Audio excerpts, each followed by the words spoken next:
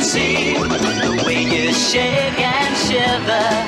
You know we got a mystery to solve. Manwich! You'll be ready for your act. Don't hold back. It's Manwich. You do if you come through, you're gonna have yourself a Manwich. snack. Manwich! Dooby-doo, here are you. You're ready and you're willing. If we can count on you, Mr. Manwich. You do, I know we'll catch that feeling.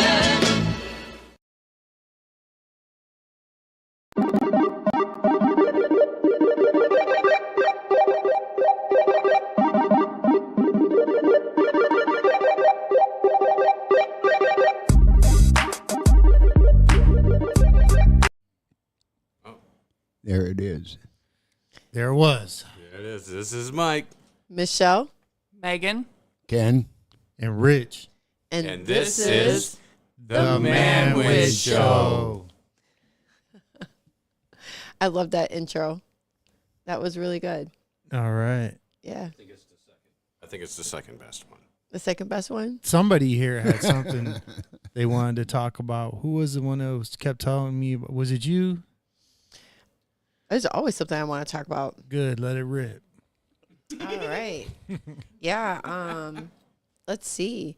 Well, right out the gate, I'm gonna come out strong because I was just so shocked about. I was watching right here on Rumble. I was watching the Stu Peters show, and his guest was Dr. Jane Ruby.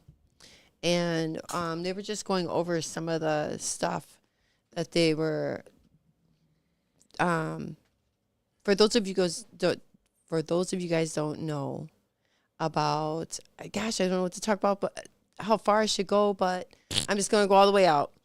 So I don't know how many of you guys actually watched that documentary of Died Suddenly when they were taking out those things. It's the inmate time. Hello, you have a prepaid call from Thomas Allen, an inmate at Racine Correctional Institution. Alabama. Your account balance is $29 and 40. All calls other than properly placed attorney calls may be monitored and recorded. Thank you for using IC Solutions. You may begin speaking now. What's up, Tommy? How's it going? I'm doing all right. I sent out. Oh man, I'm drinking a beer. Sent out Man. mine. Oh, you are? Yeah, dude, I'm probably That's gonna be awesome. drunk. Pop that one. I usually don't drink, man. Today I'm drinking. Oh, really? Yeah, I'm celebrating. All. What are you celebrating? Well, I've been sober for a long time, but I'm celebrating my 11th wedding anniversary. Hooray. Oh. All week. Awesome. Oh, Maybe the rest of most likely the whole summer. what you got going on, Tom? You ever hear anything good? He goes by Alabama. No, Alabama. I sit there. Bama. Well, yeah, I sat there and was sent out 2 big ass yellow envelopes of all my documents, or even favorite my side of the story, to the LAIB.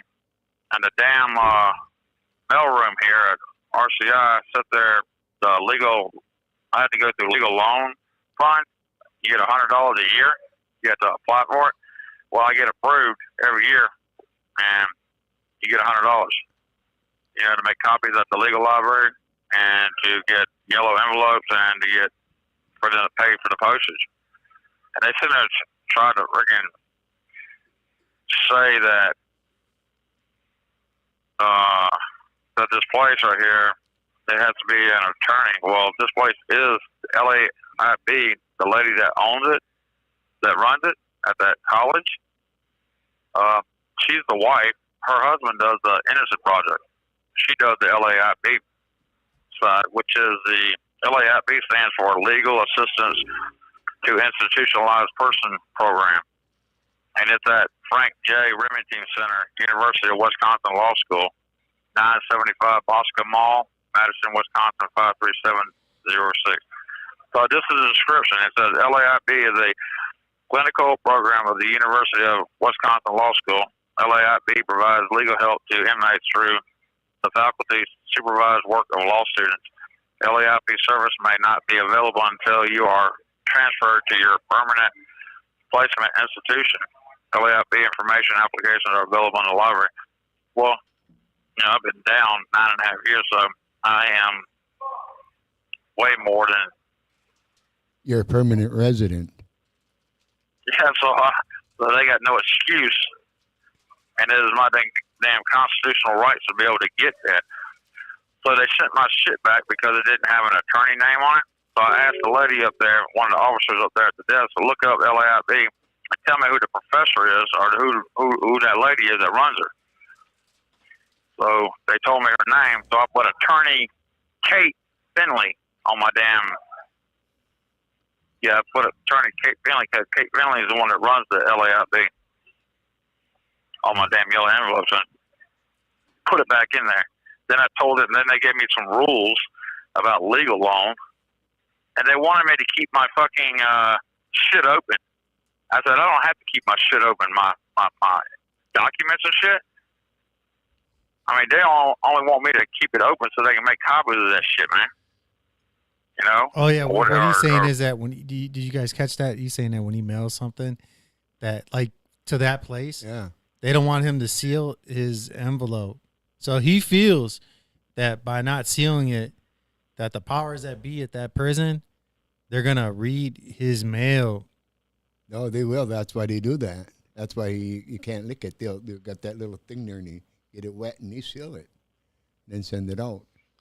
You think they censor it? That's the reason why. Yeah, they censor your mail all the time, incoming and outgoing. You write a letter to mom, they already know all about your mom. You know, it's just like censoring the kids on Xbox. We don't want them talking to naughty people and just being adult. We don't want you getting what you want out of life.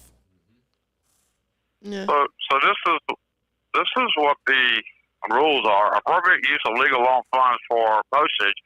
Under C, postage covered under legal loan includes first-class mail address to court, sheriff department, clerk of court, authorized attorneys, parties, and litigation, the ICRS, the Parole Commission, and DOC 1292 to the BOCM director.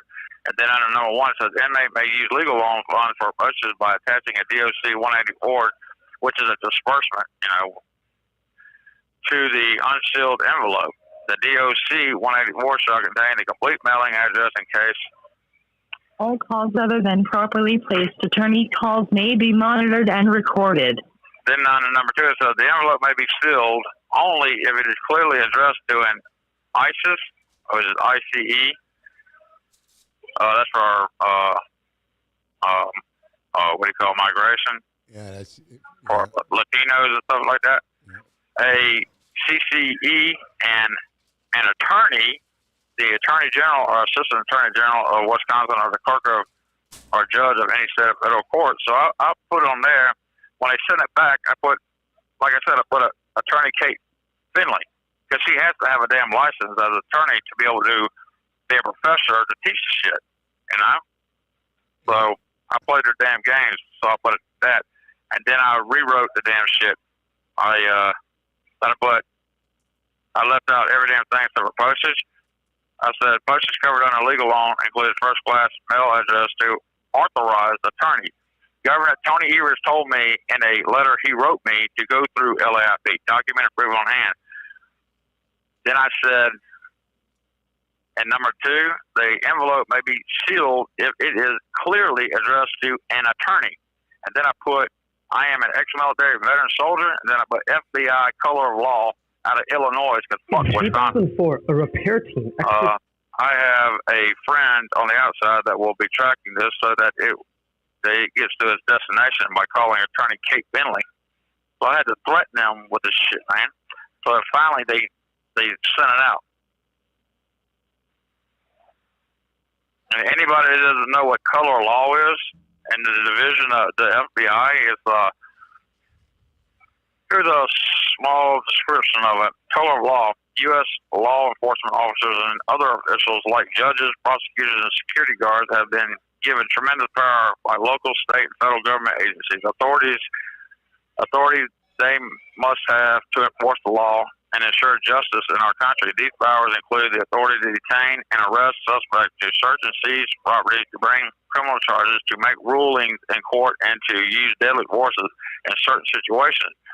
Preventing abuse of this authority, however, is equally necessary to the health of our nation's democracy. That's why it is a federal crime for anyone acting under color of law willfully to deprive or conspire to deprive a person of a right protected by the Constitution or U.S. law. That's the reason why I threatened them with the damn FBI color of law out of Illinois. Because I don't trust nobody here in damn Wisconsin. And I'm thinking, since Illinois, Indiana, and Wisconsin fall under the 7/4 of the bill, then I can either, if pushed, I can write to the FBI of either Indiana or Illinois to get them to investigate my constitutional rights being violated. Because I'm sick and tired of being fucking biasly stereotyped and prejudiced, just being ignored. I mean, these people love to play fucking games with your fucking life in here, man. They know they fucked your damn constitutional rights up. I mean, they fucked my damn 4th Amendment, my 6th Amendment, and my 14th Amendment, but they don't give a fuck, man. They do whatever the fuck they want here in Wisconsin, and I'm trying to show them that I don't play fucking games, man. That's because Wisconsin's a liberal state. It doesn't matter the damn U.S. federal constitutional amendments. No state can supersede them. They have to abide by them. And then it's their damn rules. First, it's the U.S. constitutional amendments rules. That's the first damn thing. Then we can go by the damn state's constitution, statutes, and laws after that. But they clearly violated my 4th Amendment, my 6th Amendment, and my 14th Amendment. And I've been trying to tell these people since damn January the 6th, the first Saturday of this damn year, all the way to this, whatever the hell it is, 26th, 27th damn Saturday in a row that I've been calling here on Live Podcast. I've been trying to tell these people, man, that I need help. You know, I'm a southern person from Mobile, Alabama, stuck in a northern state, surrounded by northern people, surrounded by northern states around me. I am nowhere near where my heritage is. You're a rebel. And I have been biasly freaking damn sentenced 3.5 times more than what the hell anybody else would be sentenced. I was supposed to be sentenced. I was forced to sign an Albert plea, and like everybody else, they had 10 years total for the same stupid shit that I'm in here for. Whether it be 5 years in and 5 years out, or 3 years in and 7 years out. I was supposed to get 6 years in or 4 years out, but they nailed me for my first time at fucking prison. They nailed me 35 fucking years, 20 fucking years in and 15 years out. My first time, and there is nothing to prove my guilt whatsoever, and there never will be. There's no DNA, there's no witnesses, there's nothing. There's no physical proof, there's nothing.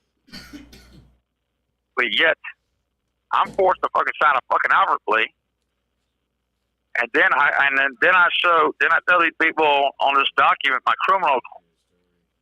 my criminal court record document on March the 6th of 2014 at a hearing where my attorney, Bart, requested a motion hearing date. He will file a motion to suppress within 2 weeks. They give him the motion hearing for May the 1st of 2014 at 3 o'clock. He on purposely... All calls other than properly placed attorney calls may be monitored and recorded. He on purposely sabotaged my fucking case, and it went straight to a plea hearing.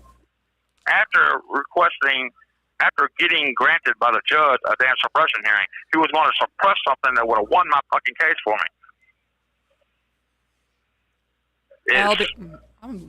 The shit pisses me off, man. Yeah. Oh, this thing went out. Alabama, I'm a guest speaker this week on the Manwich Show. My name is Megan, and I'm Michael's wife. And I had never heard your story before. Why are you in where you're at?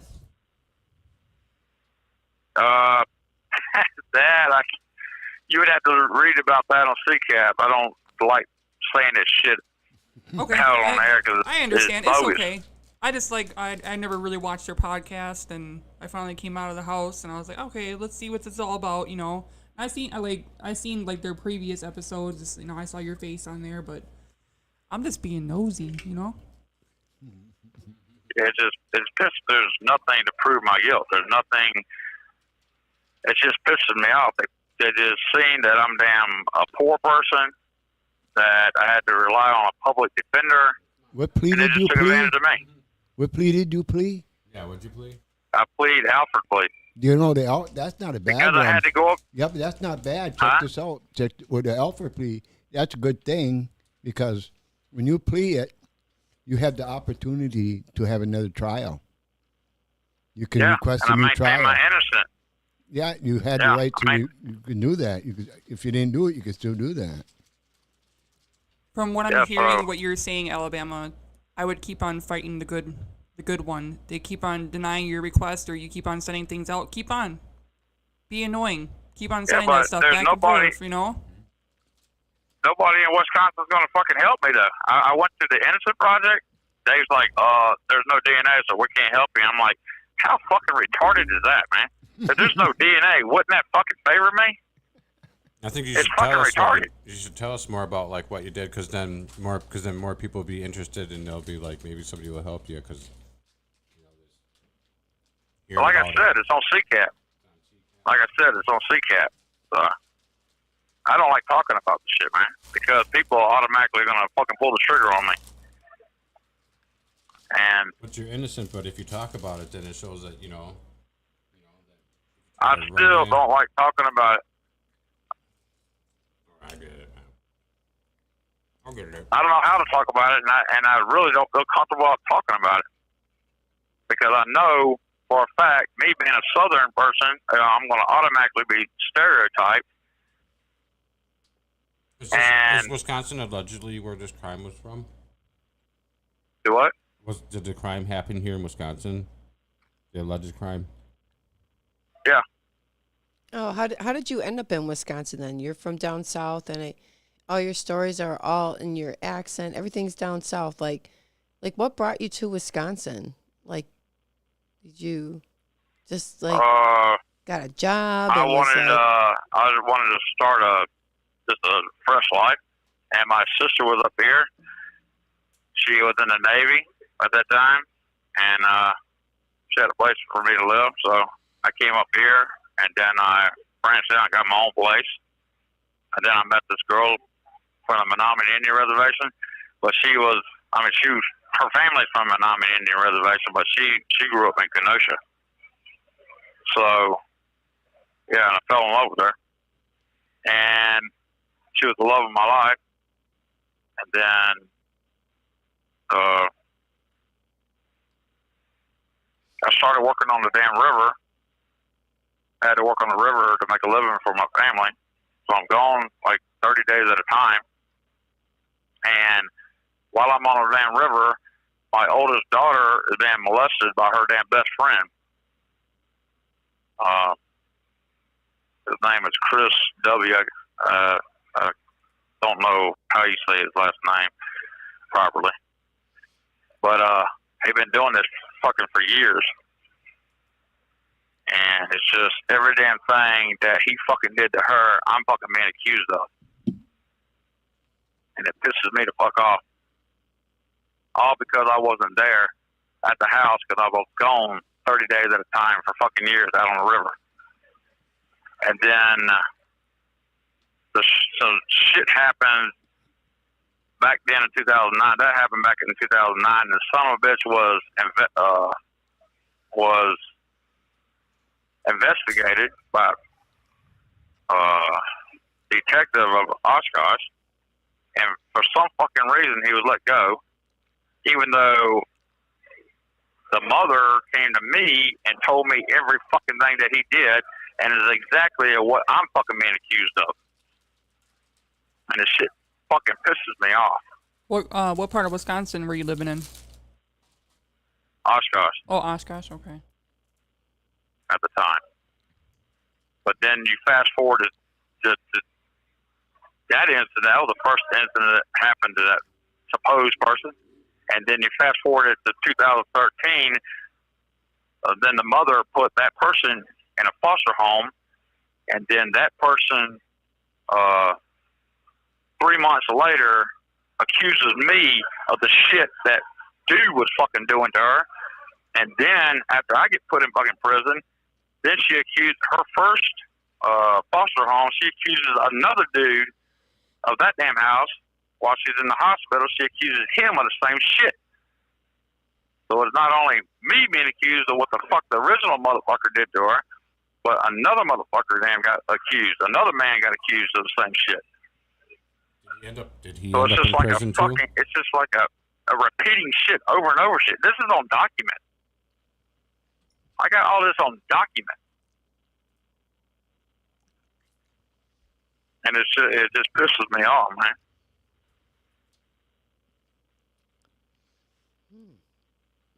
So that's just basically what the fuck I'm going through.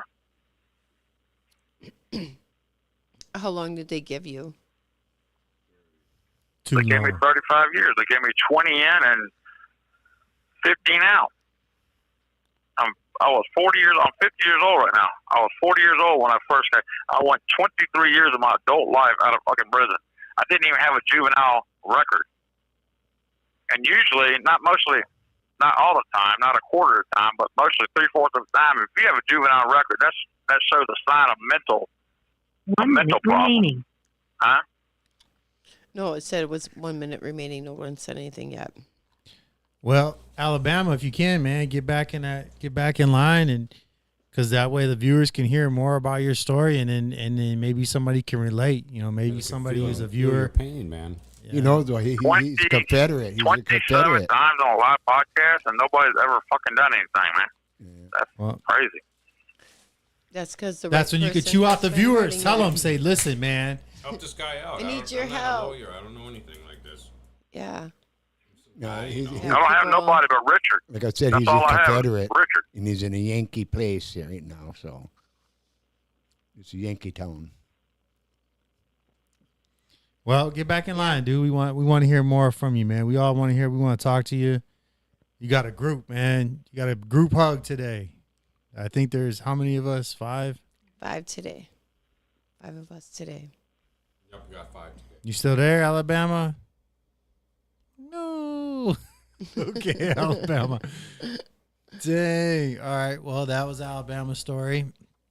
Yeah, his daughter accused him of sexual assault and all that stuff.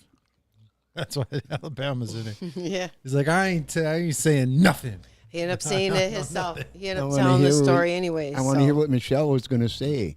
You were telling a story before that phone call. Oh yeah, I felt a little shy because I feel so bad for all the people out there that, especially after I watched that documentary. But I'm just gonna go right into it because it's already been talked about. People have been talking about it, and it's already been like a week old. So, but those things that they were pulling out of people, they did lab things on them. Did you know that? They put that underneath the microscope. Are you Those talking about worm What were things. they pulling out of people? What were they pulling out of people? They were going to the where the coroners were pulling out. They were trying to do embalming people, and the embalmation was getting stuck in spots. What show was that again? I That was died suddenly. died suddenly. I think it was on We've seen it. Netflix, wasn't it? No, that was banned on That was a Netflix. delay. Oh, Blood that clots. was on Rumble. Yeah, that was Okay. right here on Rumble. Okay. Yeah, and Like they were blood clots. they were like blood clots, but when they were pulling them out, they were white and they looked wormy. Some of them were extremely Yeah, long. fibrous. Yeah, very fibrous.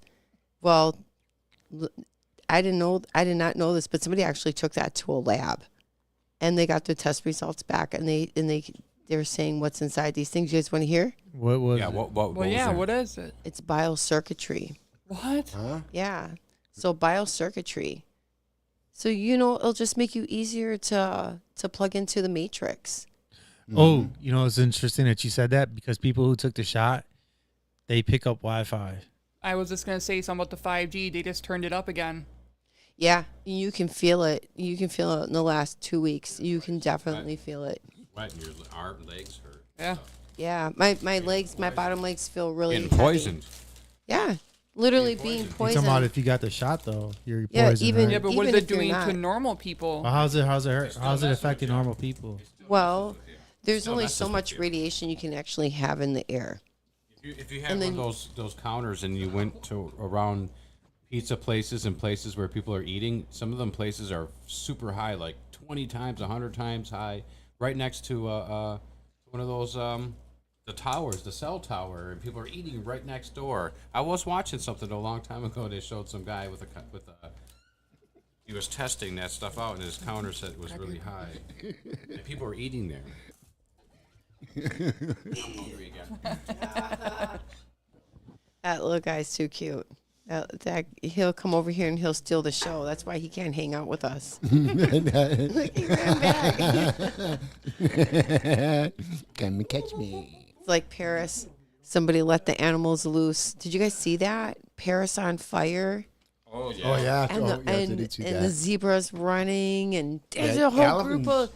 They of left the lions and zoo. tigers right there. Yeah, they open up the zoo and let all the animals go wild. They were smashing vehicles into the mall.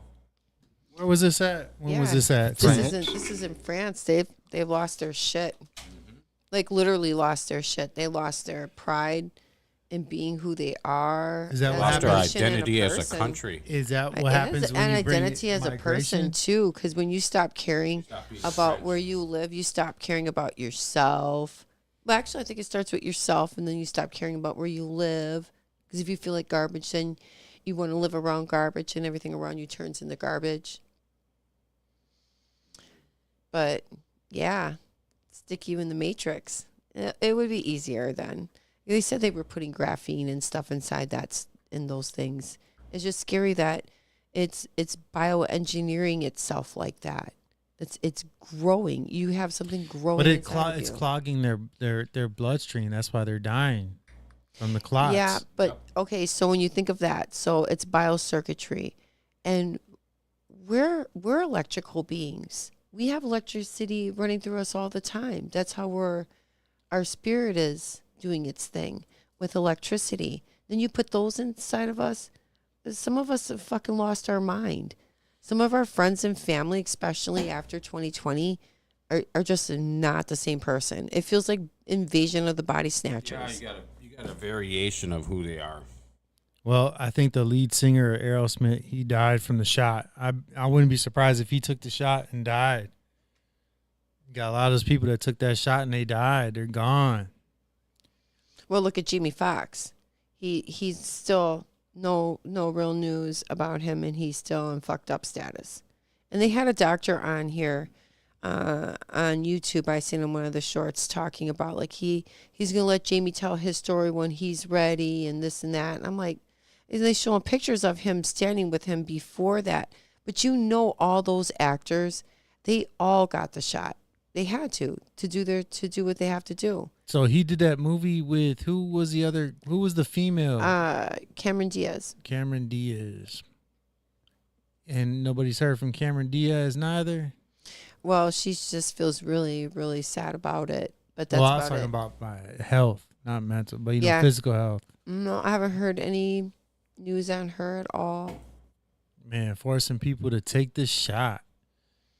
And people with Wi-Fi now, like they can pick up Wi-Fi signals, but that's all. Well, Mom got the shot. you know? She got 2 of them. If that's real, I'll try that on her. She'll let me do that. My dad got the shot, and He got boosted too. yeah, So I He got wonder boosted, why. too. I work for a pretty big hospital here in Wisconsin, and there's a couple of them. I'm not going to name them, but they have mandated the vaccine.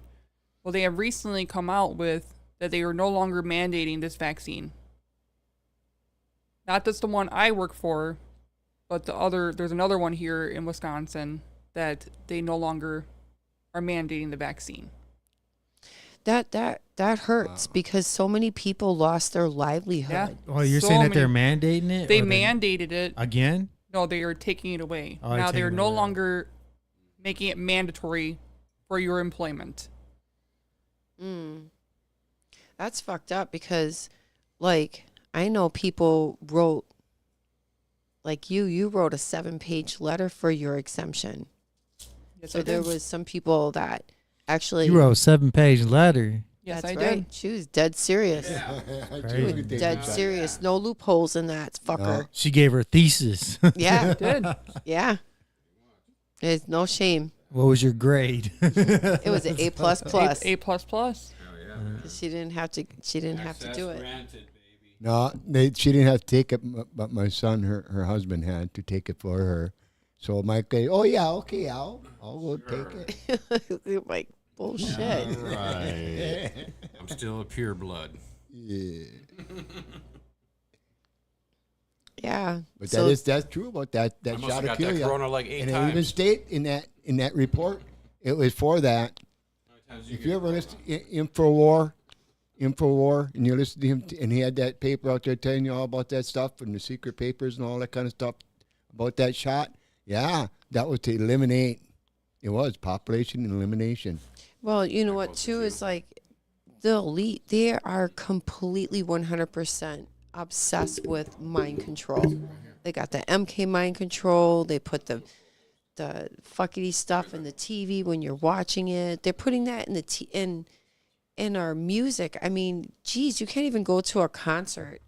So I seen some videos of The Weeknd, his concerts. Your phone. I'm talking right now, and I ain't even on it, and I be talking. Hello? And I was talking to another person about, he said, how about getting a casket? I said, I want no casket. Oh, yeah, your phone's always listening to you. And then this morning I turn it on, and I'm clicking through it, and there it was. Yeah, I can get a casket for $22.95 a month. My friend was over last night, and she was asking me stretches for her lower back.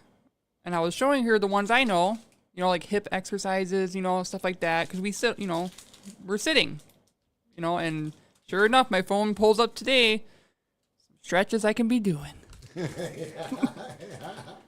Yeah. It's sometimes to the point where you talk enough around it, it already knows, it anticipates what you're going to pick or something that you might like before you. It'll even pick it. You'll scroll and then it'll put its little thing where your finger is going to be because it know your finger is always right there a high percentage of the time. And then it'll sneak something there and then boom, you accidentally click on it. That happened to me quite a few times. Ever happened to you? Yeah, I was just thinking about that stupid Infosil commercial I always see on the Daily Mail and that Cheryl Janes or whatever her name is coming up. I'm like, oh, I hate you. So I always talk about her fucking fiber. Yeah. But anyways, yeah, I think that these people, yeah, they enjoy control. It's all about that control, and any way they can do it.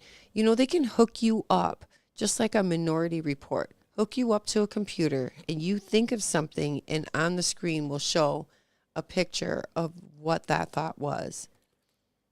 I just feel like that's too much of an invasion. This is my mind.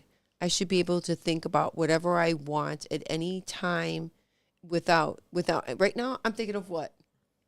Something super motherfucking inappropriate, and it doesn't matter. I was just 'Cause thinking it's in my something gay head. too. Some gay. Somebody had a sore So but that's inside. If I feel like sharing it, then I share it. If I don't, I don't. But just the thought of that invasion of something just knowing and being there, it's just like a succubus, just like sucking some part of my life force off of me.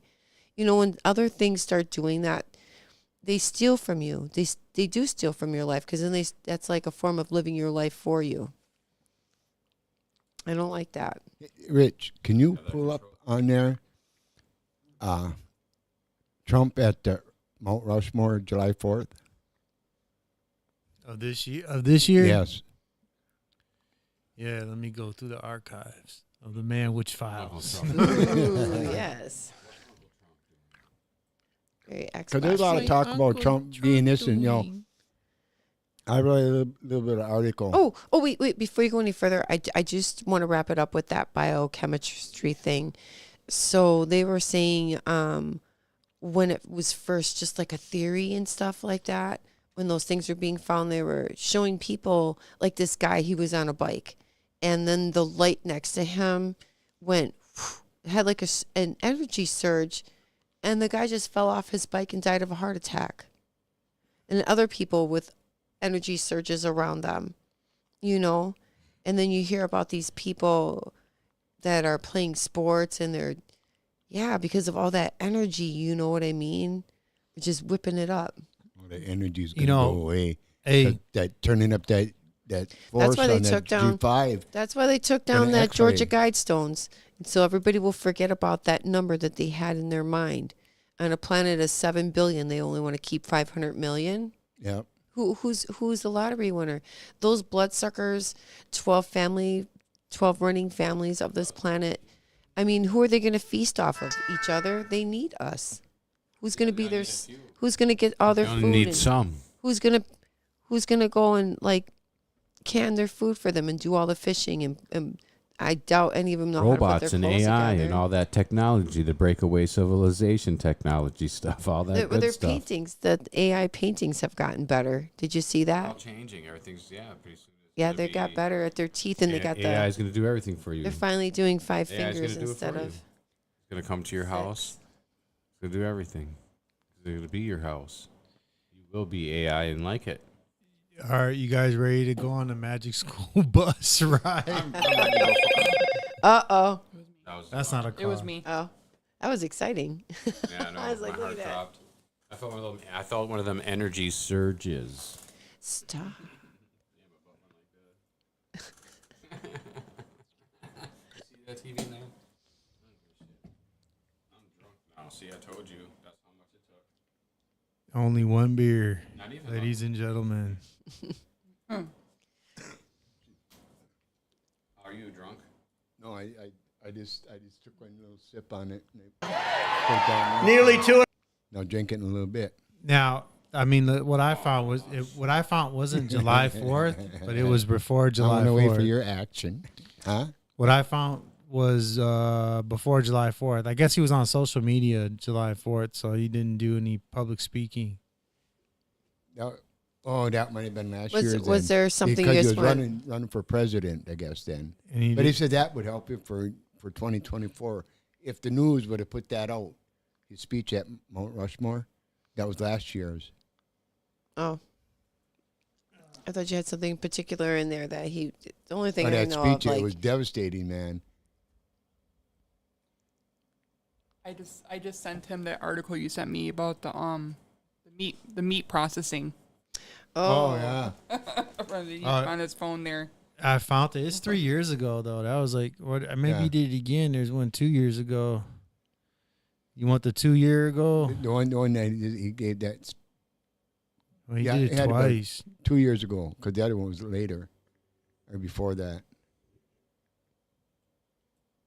2020.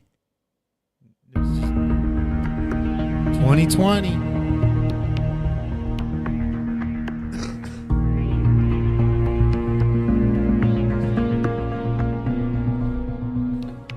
I am here as your president to proclaim before the country and before the world this monument will never be desecrated. These heroes will never be defaced. Their legacy will never, ever be destroyed. Their achievements will never be forgotten. No nation has done more to advance the human condition than the United States of America.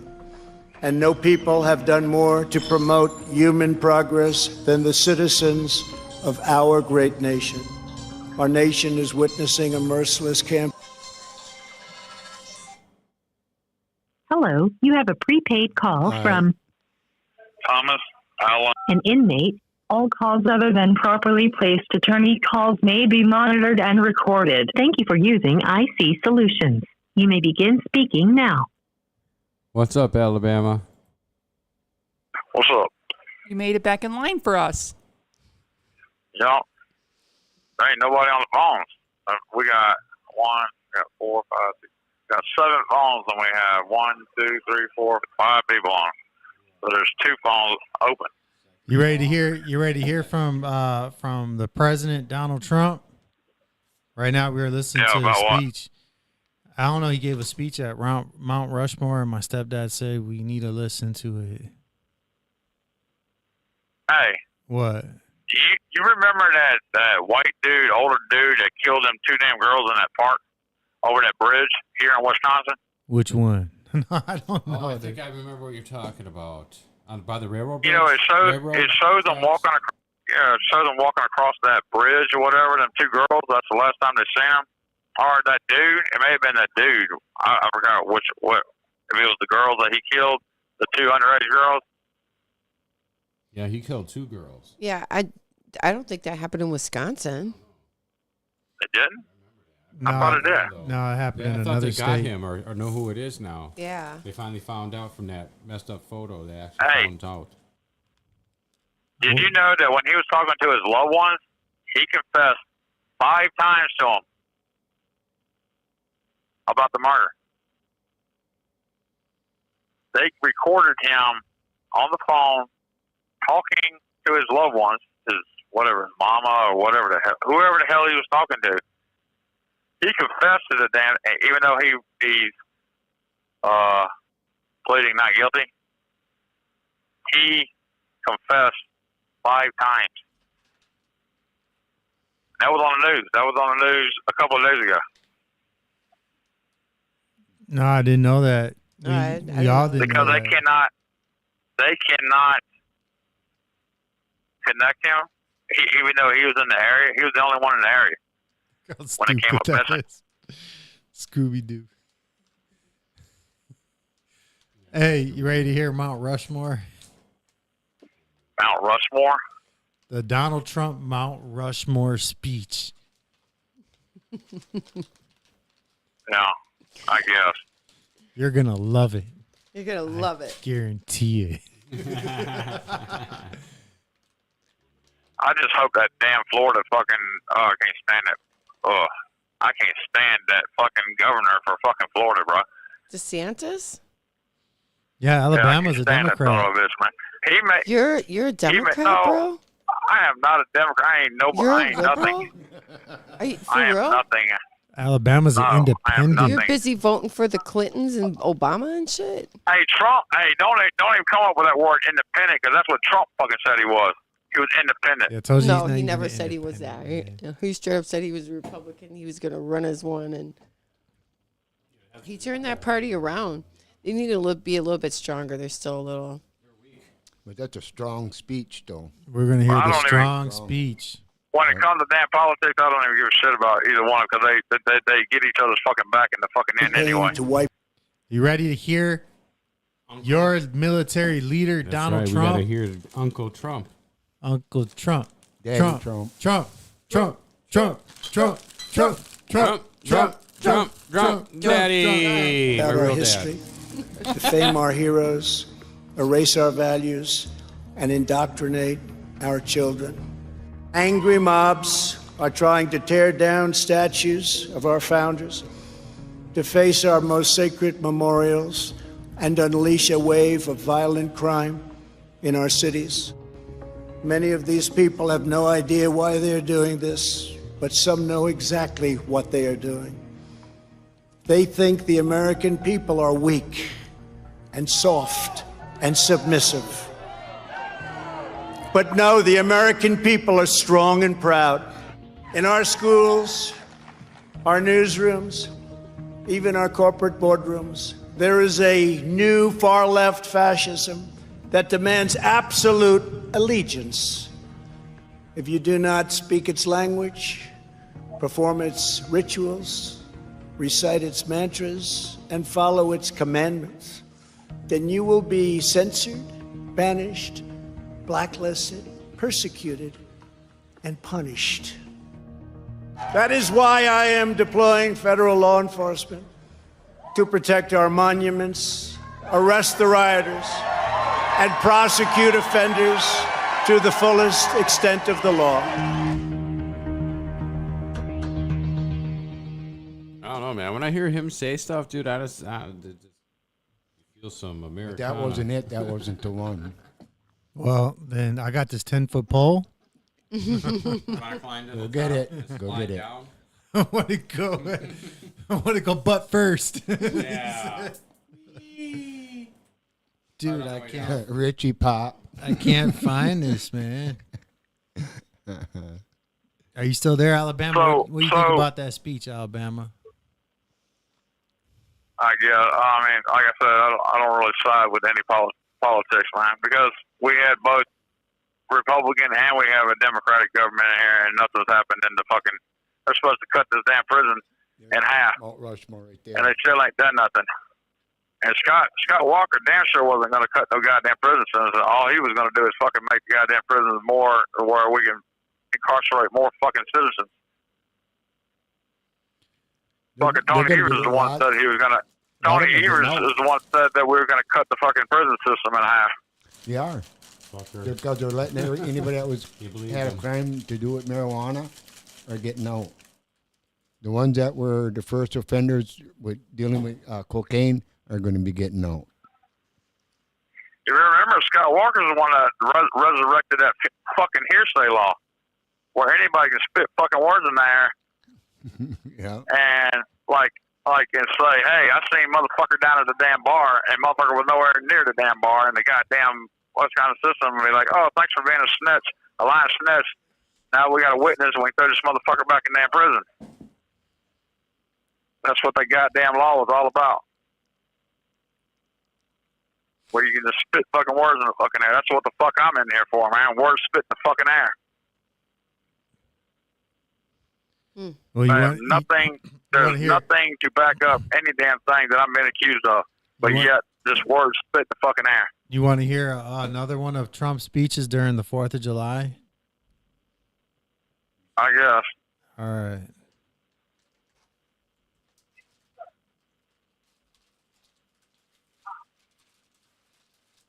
That's one I watch right there.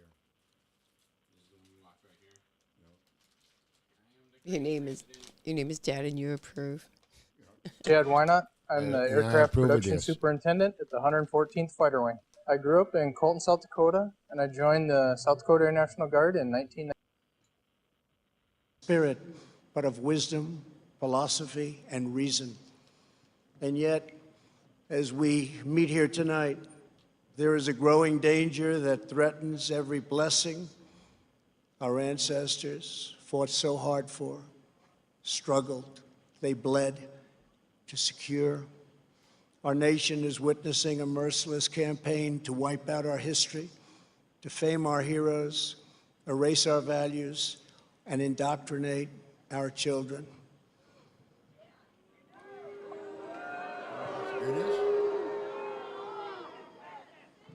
Angry mobs are trying to tear down statues of our founders, deface our most sacred memorials, and unleash a wave of violent crime in our cities.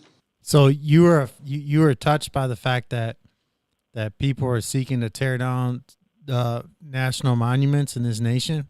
Yeah, like General Lee. All calls other than properly placed attorney calls may be monitored and recorded. And get rid of our fucking Dixie flag, which has nothing to fucking originally, and I can say this because it originally was It's a not battle made. flag. That was a battle flag. It is called a rebellion flag because the original reason why the Dixie flag, Alabama original flag, was made is rebellion against the fucking government. It wasn't until later on that it became a racial symbol by citizens, certain citizens. But when I get the fuck out of here, I am getting me a goddamn Dixie flag. I will put a goddamn Dixie flag sticker on the back of my fucking vehicle because that goddamn Dixie flag was not a goddamn originally a fucking racial fucking flag. And that was my goddamn fucking damn flag of my damn state that I was born and raised on. And since it originally was not a racial flag, then I can fucking do it. That is my constitutional fucking right. And if anybody don't like it or anybody threatens my fucking life with it, then I will take care of them. And the South will rise again. No, I'm just playing. I used to actually say that to. When he gets free of this state, he's leaving. He's putting that sticker on the back of the car and he's hauling ass out. I used to say that to Hell Alabama no, when I I ain't was hauling there. ass nowhere. I ain't scared of no fucking human being. Hey, I got a Alabama map on my fucking wall. It's not about being over my scared. It's bed about where having people enough of Wisconsin. I don't know. Did you? You don't even need cheese in there. You don't Do you drink know how milk many in there. rednecks are here in fucking Wisconsin? How I many? want to be rednecks, I should say. You got to be a How many- redneck. You got how to be many at we least talking? in How many- Kentucky. Hey, how many we talking? I got I a resent Alabama. that thing you just I got said there. I'm from I got a Alabama- Wisconsin, way up in there in the Pensacola situation. You got to be like the like the Averys. They say Hey. like, hey, don't you Hey, know? I got an Alabama map on my damn wall, and then above it, I cut out of a magazine a thick cover. The cover of the magazine was real thick. The word Dixie, and I put the fucking Dixie word, and it's big as fuck above my. Take the right to the top of my Alabama map. That's on my wall above my damn bed, and you can see it when you walk by my damn room. If you look through the damn window of my door, you can easily see it, or you can easily see it when my door is open. Now they think you're a rebel now. Well, it has nothing to do with being a rebel. I stand on my fucking flag. Talking to the mic, sir. For it being turned into a racist flag, I don't stand for that. I stand for what the fuck it originally stand for, and that it's my damn state flag that I grew up on. Well, I was gonna say there was a guy there was two guys I worked with, and they used to tell jokes. They used to kind of like pick on this one guy, right? And he was black, but he had that what's it called? Vertigo. No, Michael Jackson disease. Yeah, I call well, it. he did. And so what they would do is they would call him McCoy fish, and they were like, they're trying to have guys that like laugh about it. But I'm not saying that they did it because he was black, because they would mess with everybody. These two guys, man, these two white guys. I mean, they're real arrogant. I mean, even with me, like I said, I make chili, and that one guy was like, "Oh, Hormel chili," like he thought I was gonna pour some stuff out of a can for this chili contest and bring it and be like, "Try my chili," like I was ghetto poor, and the one guy, he started off there in carpentry, and they ended up getting him in. He ended up, I tipped my hat off to him, getting into the machining aspect, and he ended up probably making like $35 an hour at that point, and he would get the overtime. And when you worked Sundays there, you got double time.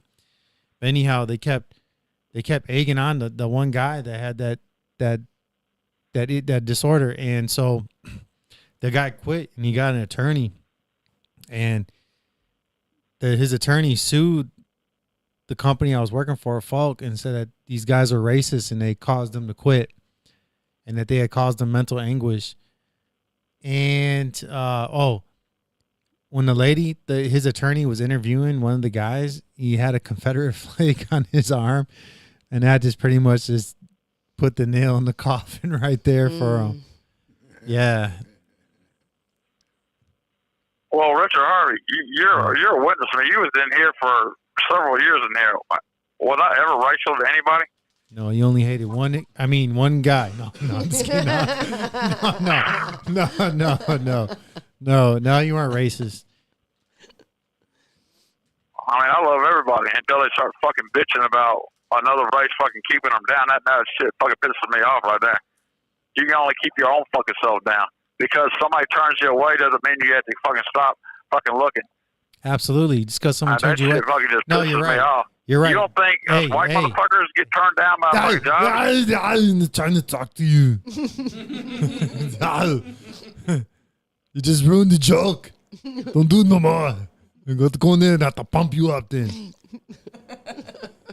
God literally was going to sell a joke. You ruined it. There was something about what you said. You're like, just because the guy wants to look away, you don't want to go. I was going to turn it into a gay joke, and you ruined it. I look away too if someone's trying to get me to reach around. Close your eyes. If I close my eyes, just whisper in my ear. And if you want, from now on, I'll put the Dixie flag next to your photo. You want me to do that? Are you there? I don't give a shit, bro. I thought you hung up. I thought you either hung up or they're on to us. I don't give a shit. I'm going against enough evil fucking enforcers around here. I don't give a shit. Listen, you might get some mail if I do this. Dude, I was just thinking that. I was just Yeah, thinking but that if somebody, I don't want. but the right person might see it, or the mail's- right. Yeah, it's all I about the don't right want to be person. fucking sponsored. I don't want to be sponsored by the goddamn Proud Boys or anybody to get me the fuck out of here. So I don't want that goddamn flag being put up there. Well, Because I'm not going to fall for fucking any goddamn race fucking group. can I have your permission to? I can portray wanna, you. You want to as- hear something super crazy about those Proud Boys? A lot of them ain't even white, and the leader's Puerto Rican. Boom, drop the mic. The leader looks black, dude. Yeah. The leader looks black. He doesn't look Puerto Rican. He looks black. When you say stuff like that about like them being racist and this and that, and No, they're dude, they just love their nationalists. country. Yeah, they love their country. Fuck yeah, I want to live in a place that I don't have to pay fucking taxes outrageous like that for. Yeah, I don't want to. If I get a gift card from my job, like hey, there you go. Here's $20. At the end of the year, when I pay my taxes, I don't want to pay 20. I don't want to pay taxes on my $20 fucking gift card. Because somebody already paid taxes on the gift card to purchase it. And then I paid taxes when I bought my shit. So they need another handout in taxes. How many times can you tax an item? One more time for just Dude, I get thinking so fucking about it. pissed about it. Just thinking fucking about it. pissed. Just thinking about buying something. You got the thought tax. Where you at, Alabama? What do you mean? Hold on. Stop it. You just Where gave are an you? idea. Hey, What? let me put it this way: if I let a racist, a white supremacy group get me the fuck out of here, I might fucking go join the goddamn the terrorists. What do you call them fuckers over there? ISIS or whatever you Oh call my them. God. Oh man. I might as well go fucking damn let them goddamn sponsor me the fuck out of here. Oh, they'll sponsor you. All right, they'll bring you there. You'll learn all that stuff, and then they'll They'll make an sacrifice example. You. You don't want to go there. I just want my goddamn justice, man. I want my due process. You Well, know? Do I have your If you permission? if you can't fucking prove any of my fucking guilt, then why the fuck are you abusing your goddamn power and throwing me into this ain't fucking some foreign country where it's fucking democratically or not what do you call it? Fucking tyranny or whatever you call that? Tyranny. Tyranny. Yeah, this ain't no fucking tyranny, fucking damn country, Other man. than properly placed attorney calls may be monitored and recorded. This is fucking America, where the sky's supposed to be the limit, where you're supposed to have opportunity. Absolutely, and you're You got allowed no to make fucking mistakes. opportunity here in Wisconsin. You know- Once they grab you, and throw you behind this damn fence, you ain't got no fucking opportunity, man. I've been fighting my goddamn trying to get people for 9.5 fucking years, man. And they take your internet away from you. So I have to rely on people like Richard Harvey, man, that does not like getting on the fucking internet. So, and that's why I keep crying out there for listeners of the 401 you said that are on Rumble or whatever. Yeah, it's over One of 400. We got that over just- 400 followers right now on Rumble, and we got listeners on YouTube and on Spotify, iHeartRadio, Google Yeah, but Podcast. I just Soon to go I on just want TikTok. somebody Oh yeah, I can TikTok, talk to Facebook. that, that can, Hey, we're gonna be launching the Facebook and Twitter. 1 minute remaining. Hey, get back in line. We want you back on the. We want you just keep calling in here, man. We're gonna keep talking. hey, We got What? but I different want things. a listener. I want a listener that loves to be my eyes, ears, and mouth out there. That Very when good. I ask We're gonna them find you a henchman. to do something, they I love it. You Hey. know, they have an orgasm, fucking saying, I'd love to do this for you, man. Hey, you're gonna get back in line, right? Get back in that line. You're not doing nothing tonight. Yeah, It's Saturday keep night. going You're on the on. Manwich You didn't Show. even tell us what happened to your game last week when you You're blew not us going off. to the prison dance.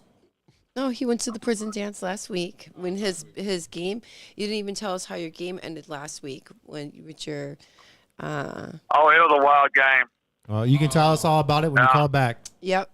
We want to hear all about All it. right, partner, my Show us neck's that you're getting a little human. redder. Make somebody fall in love with you and want to help you. Hear your story, Someone see out the there. injustice. Someone's gonna bump into that. They're gonna see it, and be like, "Hey." Well, just listen to damn Richard Harvey, man. And they cut Someone's him gonna off. say, someone's gonna say, "I got that same flag on my wall." It's not about that. It's about hearing the story and then. I know. I'm just saying. Yeah, but you know what? Camaraderie. There's nothing Yes. wrong with that. Nothing Right. wrong with some camaraderie. Yeah, nothing wrong with camaraderie. I don't know about camaraderie, but kamikaze. No. Yeah. Well, I'm not your comrade. And you read like all those you're- books? Like a And fucking. you read all those books? Ew. What? You don't know. No, That word's not just a commie word. no, I just said. If you're a 'cause bookworm, where do you mispronounced. take a shit? In the soil. We're in a bookworm shit. So, are we going back to the speech? You want to hear the rest of the speech? I want to hear Voltron. Voltron? Oh no, we're doing for Trump right now because he's I'm gonna like. take a little break here. There's some Scooby Doo snacks. Scooby Dooby Doo. Oh, we got a new caller. That's him. That's Alabama. No, that's the new guy. Hello, you have a prepaid call from Ryan. Oh, that's an Ryan. inmate at Prairie View Chine Correctional Institution. Your account balance is 26. All calls other than properly placed attorney calls may be monitored and recorded. Thank you for using IC Solutions. You may begin speaking now.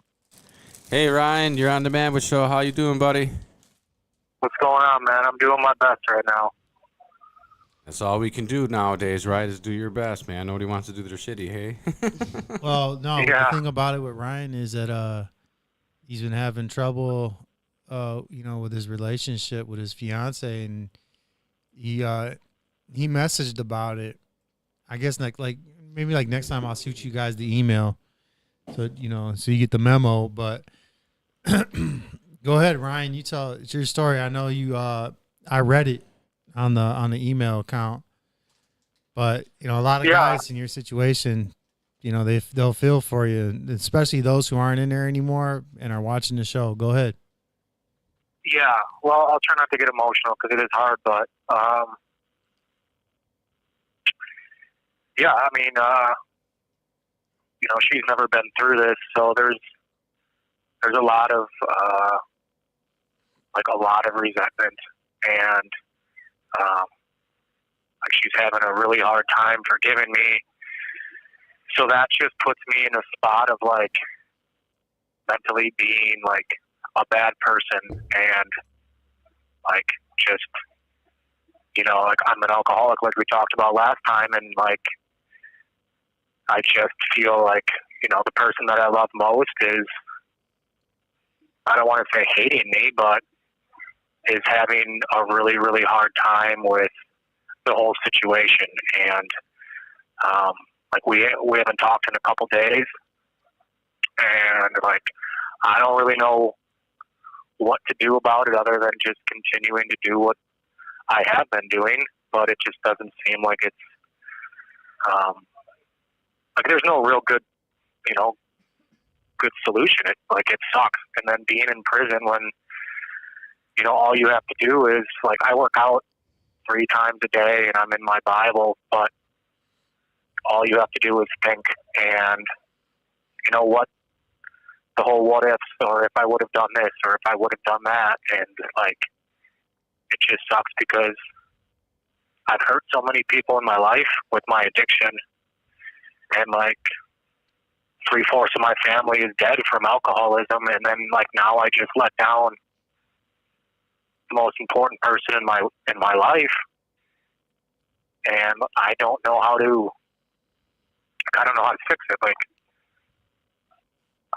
I don't think she's gonna leave, but it just sucks knowing that you hurt the person that you love the most, and that they're having a hard time forgiving you. And I still got 3 years left to go, and the fear of the unknown is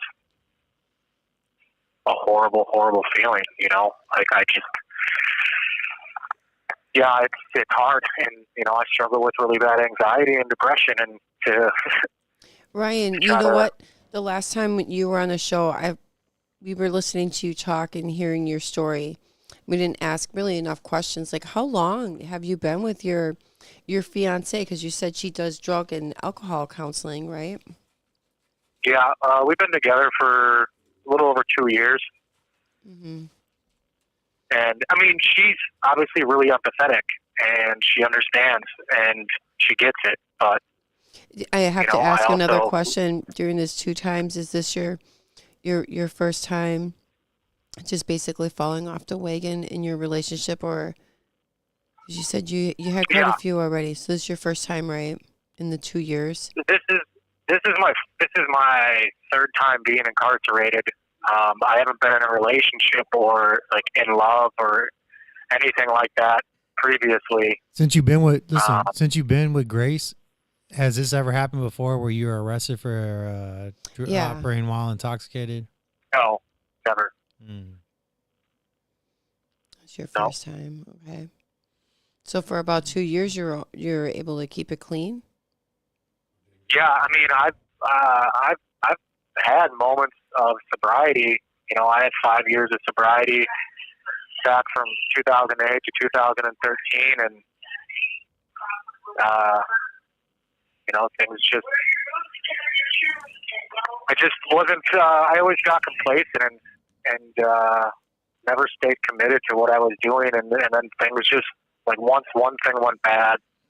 So it will take a strong relationship for you guys to talk it through. Sobriety is not just one person's job. It takes both. So if your fiance is there for you, you guys need to talk it through. And I only speak from experience with family members being addicted and being incarcerated for the same thing that you're going through right now. It'll take a strong individual and the ones that love you to help you through this hard time. And you have to stay strong for yourself, not only for yourself, but the ones that are around you that love you. Now, hold on, hold on, Ryan, because when Megan's speaking from experience, in your situation, how could you relate?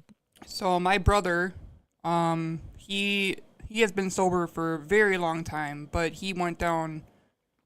You know, he was I would say alcoholic, and he had 7 or 8 DUIs. I'm not 100% sure, but he spent a long time in prison. Yeah. And if he got revocated, he would have missed his daughter's entire life. They would have been 18 already and gone. But he stayed sober for his family. But it took the people around him and himself to stay sober and go to the AA meetings and seek medical treatment for the addiction, because it is truly an addiction. Mm-hmm. Yeah, I have. I mean, her and I have. Like, we have fantastic communication. You know, we not having the visits doesn't help. We only get 20 phone calls a week for 15-minute phone calls, and you know, to a lot of people that seems like a lot of phone calls, but it really isn't when you're trying to, you know, hash a lot of stuff out and, you know, work through some stuff. But I work the steps in here daily. I have a step working guide that's like very in depth. I do a lot of, like, I do a forgiveness, this forgiveness book. I do a lot of like self help. But even when I get out there, I'm gonna continue with needed treatment because, you know, like All calls other than properly placed attorney calls may be monitored and recorded. Yeah, it's different when you're not in there. You have to deal with, you know, other things that come up in life, you know, because nothing's perfect in an adult world. You know, your car breaks down, you lost your job, dishwasher's not working. You know, nothing ever goes right, but you just gotta work through those things, you know. Yeah, no, you're absolutely right. I mean, you know, the real life is shitty, and obviously I haven't handled it well out there previously, hence, you know, my 6th DUI and being in prison for my 3rd time. But what I do know is that I'm fully capable and fully willing, and I have like the drive and the desire to stay sober and, you know, quote unquote, break that chain of like what my parents did and what other family members did. Like, I don't want to be the person that like people out there see me as. Like, I don't want to be that person anymore. Like, it sucks. it's shitty. Like, I don't want to do that anymore. And I've had moments of sobriety. It's way easier to deal with the hard shit and be sober than to use and run away from my problems and end up in prison. Yep, the problems always come back, no matter how much you drink or if you use drugs or whatever. They're always there. Yeah. You just got to deal with it. Yeah. Yeah. So it's just, you know, I'm trying to keep my faith with everything. I'm trying to, I'm trying to stay positive and put one foot in front of the other every day. I got a commitment to go to Gordon, which I'm super grateful for, and I think it'll be, beneficial to leave Prairie du Chien and go and work an 8-hour job, like cutting trees down. I love doing physical labor, but I'm grateful for that. It'll be a change of pace, and hopefully things can improve from there, but right now it's a lot of downtime. Prairie du Chien is, it's what you make of it. I try to stay So there's no busy as jobs? possible every day. I clean the bathrooms, but there's no work. There's like 3 people doing work release. Dude, there's no real jobs? I thought that was like a workplace. Yeah, it's not at all, man, that's actually. a joke, man. Really? You gotta be. Hey, you gotta be here listen. for 6 months. Hey, you got it for what? Before you can clean toilets? I'm not trying to make fun of you. I'm saying, but you gotta wait till you 6 months for what? To work at a real job? Yeah, so you got to be here, or you got to be a minimum custody inmate for 6 months before they even consider you for work release. Well, okay. Now, Here. did you go to the law library? Is there one there? So, no, there is one here, but Hold you on, have he's to have he's in Prairie du Chien. Oh, you're in minimum. Yeah, but there's no work release. I thought there would have been work release there. That's like saying No, you're there's- around. Go ahead. No, there's one work release job, but there's only 3 people that work it. Like, it's really not a work release place. Like, this place is pretty bad. To get to the law library, you have to have an open case. So the librarian doesn't even let you in. Like, the guy that runs it doesn't let you in unless you have an open case. And see, He's that's also haven't I been here brought for that the up. last week and a half. I brought that up so you can get that. You can get the address to Madison. Like, I don't know. I don't know. Maybe I'll talk to. There's this guy I talked to, and I'm not trying to say he's a jailhouse lawyer, but I mean, like like Dave doesn't have the address to Madison. No, Dave doesn't really, like, he knows stuff, but he doesn't, like, really know a whole lot of stuff. There's not a lot of people here that know much of anything, and I'll talk to a guy. library- Check it out. I'll talk to a guy and see what can be done. I know a guy that he does motions, and he probably has the address to Madison, and if not, he knows the route to go to put the things in motion so you can have, ironically enough, no pun intended, a motion put in so that you can receive that early release, the ERP program. Right. Yeah, it's prison's obviously not great, but everything's always shut down here. Like, it's understaffed, so things aren't even really open all of the time to be able to do what you want to do. How much? You got 2 years left, right? I got 3 years left. Oh yeah, I'll see what's up. November 26th. Calls other than properly placed attorney calls may be monitored and recorded. Tell Grace that whatever you tell her, but I'm telling you that I'll see what's up with this guy, because I've had him do motions for others, and I'll see what he can whip up. Okay, I appreciate it. And I appreciate this platform. I appreciate you guys and what you do. It's really, I think it's so important. I think it's just a nice way for a person like me to be able to, or anyone to be able to, like, just get whatever they're dealing with, get it out there, and I just appreciate you guys so much and what you do. We thank you for calling in. Yeah. Yeah, people need to hear these stories, you know. People need to hear stories like this because in your situation, you never received the ERP, and that's what it's meant for. The ERP is meant to cut a guy slack. Granted, I mean, 1 minute remaining. You do the AODA anyhow, and this is a way of like, what would be the word? You know, it's kind of like how giving a man a help, man, putting a hand out there to lift him up. That's what it's supposed to be for.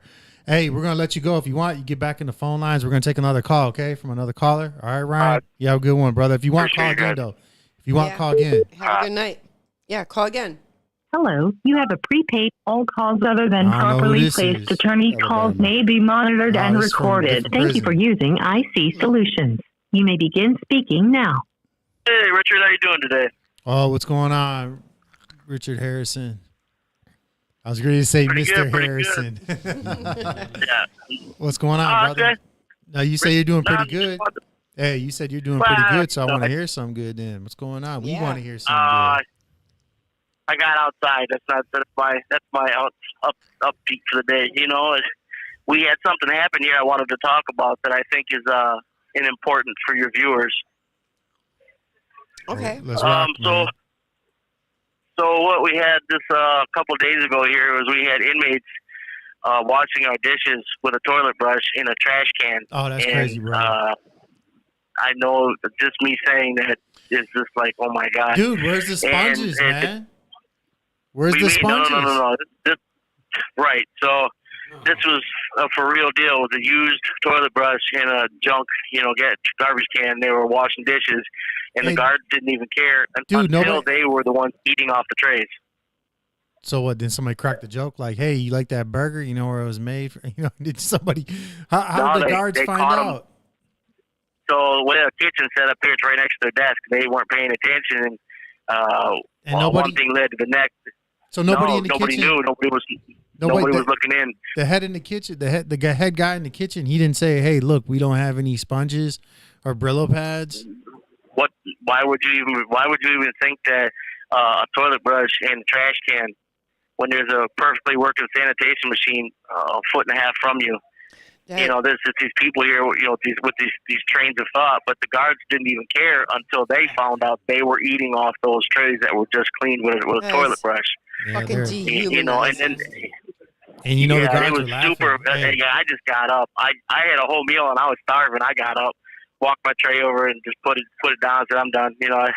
I can go without. I guess the figure the situation. I would have just put all my food in the toilet and then started smiling. That's crazy, and we're not laughing at you. Yeah, we're laughing with you, brother. No, That's hey, crazy.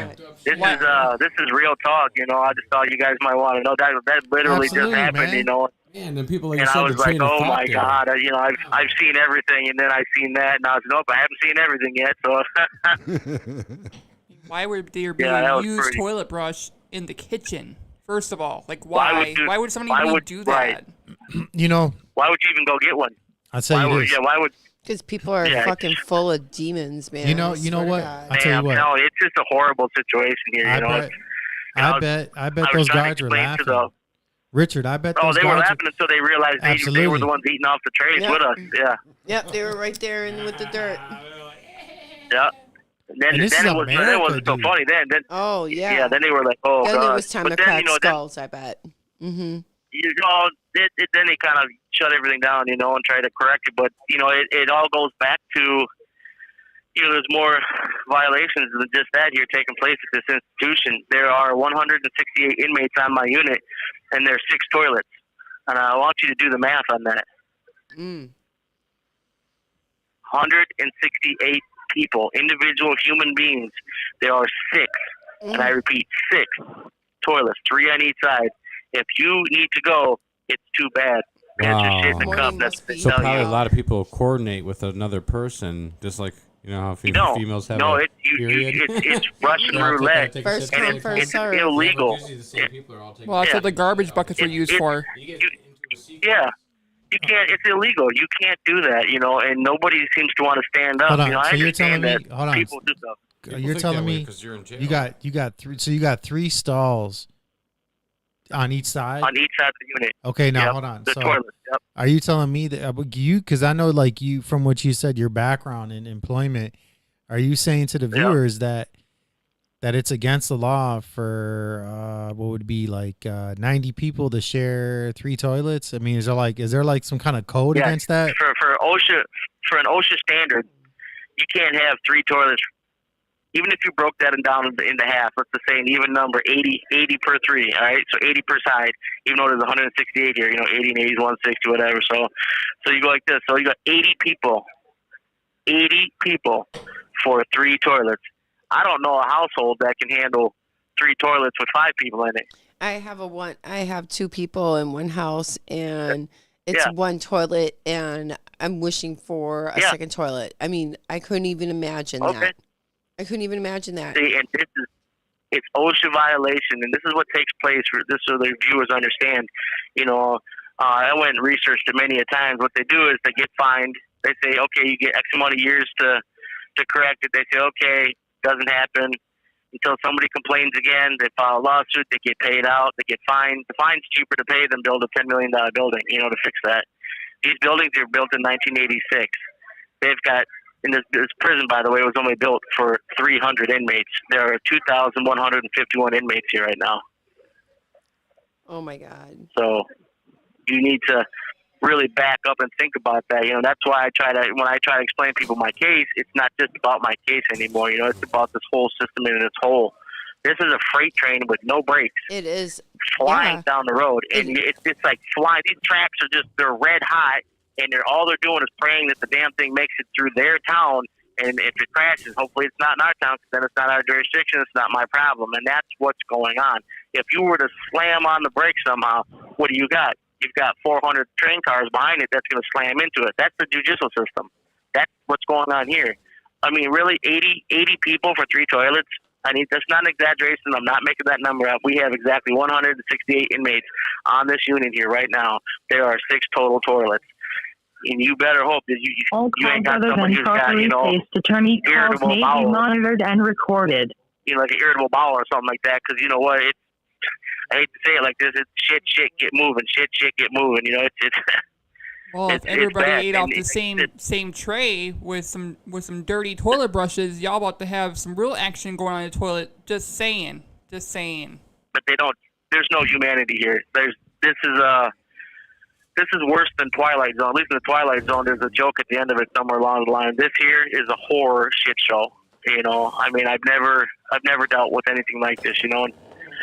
I know a lot of people who don't know, or people that do know, have heard me before on your guys' podcast. My name is Richard H. Harrison Jr., and I'm here at Oshkosh Correctional Institution, and I want people to know, just really what's going on. I understand person commits crime, he needs to pay his debt to society, but at what point do you put an innocent person in prison and subject him to this and expect him to come out with a little bit of sanity? I've been locked up for 13 and a half years for crime I didn't even commit. And you're telling me that you better hope my bowel movement doesn't align with somebody else's, otherwise I'm going to be shitting and pissing in a cup? Yeah, that's not right. Is this the society we live in? I mean, if that's the case, holy crap. Yeah, that is disgusting. So my real question is going to be where's all our tax money going to that we're paying towards these institutions that are supposed to be, upkeep and whatever, whatnot. I can answer for you real. Would you like me to give you an answer for that? Because I actually know the answer to that. Oh yeah, and that's not me being. Well, no, this is a true statement. So they pay the average guard coming in here right now, regardless of mental capacity or anything else, is right around $34 an hour. Then they turn around and they get as much overtime as they want. Some of these guards here are pulling down $6,000 and $7,000 a week. I don't even know how that's possible. Wow. It's not possible, but they're doing slam shifts because they're 12-hour shifts, So if you do 2, that's a double. That's 24 hours. You get a slam shift, that's 36. No person in their right mind should want to do that, but these people here literally do that. I mean, we have officers here right now that their mental capacity and this is me trying to be mean to an officer because there are good officers, you know, are just atrociously out of control mentally, physically, emotionally, and you never know. I mean, you're on pins and needles. You never know what they're doing. You never know what to do, you know, because they're emotionally, you know, they shouldn't even be here. They should never been hired, but they're, you know, they're understaffed, you know, so they pay them whatever, give them whatever. You know, instead of fixing the toiletry, these guys here are buying brand new vehicles for inmates to drive around and behind it, like brand new. There's $100,000 tractor. There's got inmates driving around here to pick up the trash. But you know, and then what? You know, but you can't fix a $1,200 bathroom problem. Well, you know, and all they do is later on they fill it. You know damn well if that was your business, they would have shut that shit down. You would have been fine. They would have. She would have had me shut down in about 2 seconds. They just showed up with a piece of duct tape and a sign that said, "You better not." That'd have been the end of me. I already know. I've dealt with them before, but here it's a. You're right, though. It's one thing. Problem. It's one thing about being in prison. It's another thing, like actually being tortured while you're in it. Like. Well, being tortured. In my wildest dreams, I couldn't imagine somebody washing my dishes or a plate I'm going to eat off of in a garbage can with a toilet bowl brusher. Not a used one, not a new one. A used one in a rusty old garbage can that people spit and throw their food in. Because you know all of the trash cans here, they're not brand new like that. Some of these are from the '80s. You know, I mean, yeah. It's unbelievable the stuff you see here. But changing note, I would like to tell you guys. I don't know if I told you last time about what took place with me and my attorney. No, go ahead and refresh us. So my attorney's name is Lisa Goldman. And let me see because I definitely want the viewers to know this. Oh, I remember that story between you two. Yes, go ahead. Yeah. So her phone number, just so all the viewers know it, is 608-630-9700. And her name is Attorney Lisa Goldman. And I am her client. My name is Richard A. Harrison. The case number is 17CF2770. So she just called me and told me that I called her, but I didn't actually call her. And when I was speaking to her, I figured while I was sitting there and I had her on the phone, I said, you know, I would like to respectfully ask you what your plan of attack is since I should already be released. One, she told me I was delusional. Then she said, well, I need to do the work. And I said, I'm in prison. How do you expect me to get the evidence that you already have in your possession? We've already went through this over the last 6.5 years. And so she got very agitated with me and told me to shut my fucking mouth and then hung the phone up on me. So this is the, quality of attorneys that we're dealing with. You know, I've proven now beyond any court hearing that not only am I innocent, but that my case is the only case in the state of Wisconsin right now that has been stuck in the state courts for 6.5 years. And now they're trying to close it again. Like I say, every time I come on here, I'm trying to get people, to go to my GoFundMe and try and help me. I've recently just gotten reunited with one of my reporter friends. His name is Eric from News Nightly, and he's basically saying that my story is coming up on a chopping block in the next 2 weeks to decide whether or not it's actually going to be allowed or not. If it does, then I will be all over the news again. When they went to the state capitol and they protested for me and everything. I think that if I can get some attention, I think this would end this. My case is an open and closed case. They lied. The investigator was removed from internal affairs for lying on police report, which is something that never happens. There's just so many things that have taken place here that you don't get. And anybody out there who's ever had to deal with the legal system, they don't grasp how far they will go. Like I said, it's the train effect. It's an out of control train. So that's it. Sorry. And is she a public defender, or are you paying for her? Oh no, she's both. She's a private attorney who is being paid through the public defender's office because the public defender didn't want to touch my case. They said it was too complicated for them. So they actually hired this lady. And the very first conversation with the lady was, I said, "Hi, how are you doing today? My name is Richard Harrison." And she was like, "Yeah, and what do you got to tell me?" And I said, "I don't understand, And she's like, "Well," she was, "I don't think we can win this." And I'm like, "Well, we haven't even talked about it. Do you have my file?" And she goes, I don't have your file. She goes, I just don't want to go up against another judge. I'm trying to become a judge. She goes, and that will blackball me immediately from being able to do this.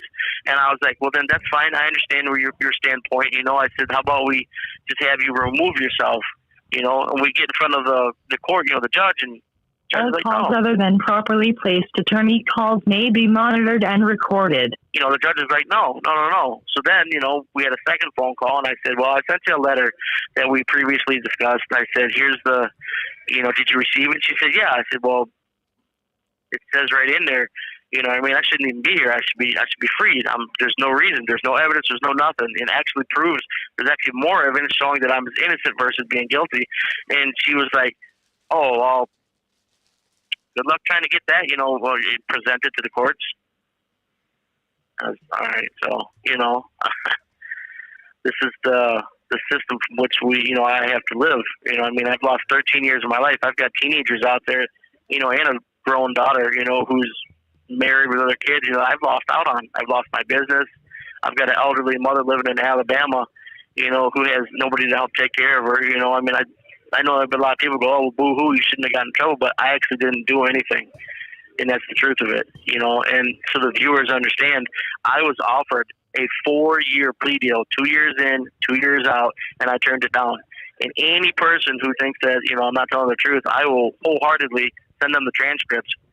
And it was just put on the record. That's one of the very few things that have been put on the record. Because I told him, I said, no, why would I take a plea deal for something I didn't do? But instead, now I'm going to do life until I get, you know, some kind of outside assistance where people start actually calling. You know, I wanted people to call the governor's office, you know, at that 608-266-1212 number and try to get people to call that secretary for the Governor Eveners and say, hey, why are you guys allowing this? Why haven't you guys looked into this the way you said you were going to? Because, you know, last January and February when they had those 2 protests up on the Capitol, Evers was there. Everybody was there. And he said, yeah, I'm going to look into this. Nothing ever happened. So what are you, if I like, may ask, I'm new on this show. What are you in for? Do you mind speaking about that? No, that's the only fine with that. It's first degree sexual assault. Okay. Yeah, but there was no evidence. There's no evidence whatsoever. Richard, I mean, it's zero. at the same time, Richard here had like how many charges that were all wrapped up together with you? Didn't you start off with like 10 charges? Yeah, and that was the only one. I had nine individual cases, and I've got all 8 of them overturned. I'm on my last one right now. You know, they were all proven that those other 8 that were not me. You know, not only were they not me, that I didn't do any of it. There was people that were lying, people that were just trying to rip me off because I owned a business. I mean, it got crazy. You know, there were just charges from all over, and I have 8 individual charges taken up off me. Oh wow. Yeah, I mean, they weren't like all wrapped together. There were 8 individuals, and now I've got, you know, just the last one. But I want to point something else out real quick for the viewers. You know, Tony Evers just passed that new Bill 70 law where people get their jail time credit. Anybody who's been on probation now gets their jail, or not the jail credit, they get their probation time day for day is now time served. But what he doesn't tell you is that you actually have to file for it under the 973-155 law, which is the jail time credit law. Oh wow, so, dude! You know, again, hey, what I'm gonna want you to send me an email of that for that. Just so just food for thought, man. No, I didn't know that until right now. I mean, that's like legendary, you know. Like for decades, they've been talking about that. Oh yeah, well I've been filing for people here because it's not a retroactive grandfather's law, and it doesn't. You don't get it. You got to go back. You got to figure out your time that you're on probation. That was positive time before you got revoked or anything like that. All that time towards your case, you have to apply for it, and the judge has to give it to you under the new law. So it's basically a change in new law. So it would be a time. It would be a time transfer. You're saying day for day. Yeah, day for day. But he did it in such a way that you got to file a motion. So you got to file it on yourself. And you know what? How many people out of the fucking 60,000 people that are incarcerated are even going to do it, know how to do it, or even going to want to do it? Well, I'm going to tell you right now. When people talk, that's what I've been doing. I've been doing it for. I've already done it for 4 people, and I've already granted 4 times. It's already been granted. So, you know, and I'm just, like I said, my thing is this. I'm going to try to help as many people as I can, and that's just all there is to it. I don't ask them for a penny. I don't ask for no help, no nothing. You know, and that's how I do things. You know, same thing when I do portraits. You know, if I think the person's worthy and they're a decent person, I'll whip a portrait out for them real quick. You know, here, you know. give me a piece of paper to do it on or something, do it with a pencil, whatever. I try to do everything I possibly can, to try to stay positive in my situation, because it's rough. 1 minute remaining. So, but hey, got a minute left, Bro, you need to thank get back you in guys. that line, man. Get back in that line, because you know what? Yeah. That's something Well, I that know needs to there be was another shot. gentleman who said he wanted to call tonight. His name is Pat. He's an older gentleman. He's been here That a was long from you. time. That was Patrick Moran. Check out. Is he on the same unit as you right now? No. Can you see? So you can't see him I at don't all. All right, because he messaged me like I got the message an hour ago or 2 hours ago. Okay. So, but listen, get back in line, bro, because what you're just talking about right now, that needs to get shot from the rooftop. It really does. That day for day stuff. People That's need for over 20 years. People have been talking about that. Since I've been what in I'll do is probation. I'll run up and grab the paperwork on it too. So if I can get back on, what I can do is I can actually read off the exact case file and everything for you guys. All right, yeah, man, bring that, man, rock that, man, for real, run that. No, I appreciate it. All right. Give me a shout out for my GoFundMe while I'm waiting in line. Can you do that? You know where it's at. Yeah, I'm gonna pull it up right now. I appreciate it. Thank you very much, brother, you guys. God bless. God bless you too, brother. God bless you. Later, buddy. Yeah. Hey, one time for the one time. Say something off there. I want to see if I got that. Set that mic up. Can right. you hear me? Oh, I don't know. look I at don't that. think it's No, absorbing it is. my voice. It is. Now, what about you? It is. It Say sounds so something. good. Mine is good. Yeah, yours Say is something. good. No, I don't hear somebody. Oh, then you say something. Yeah, I think I pulled the cord. Oh, that's all right. All right. Something. All right.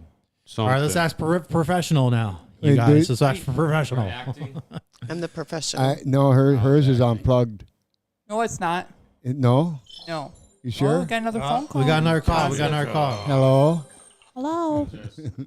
Hello, you have a prepaid call from Thomas Allen. an Thomas inmate at Allen Racine Bama. Correctional Institution. Your account, all Alabama. calls other than properly you placed should start attorney coming every calls may weekend. be monitored I and told you to all the recorded. mics Thank you for here. using IC Solutions.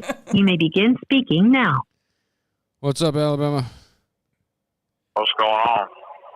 Dude, check this out. We got some news from another inmate in Oshkosh, and he talked about they're doing day for day now. Were you here to hear that? Yeah.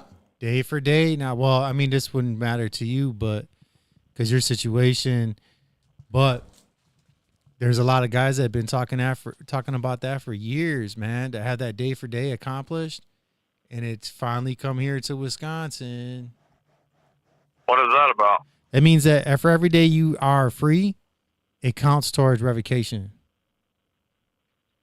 So if a person's free for like 4 years, 364 days, and they decide to revocate them and they only have 1 day left of probation, they're gonna, instead of having to, do that whole 5 years of probation, instead of that 5 years of probation now becoming a prison stay, no, they can file. And then they'll get that 4 years, 364 day credit. In other words, it'd be irrelevant.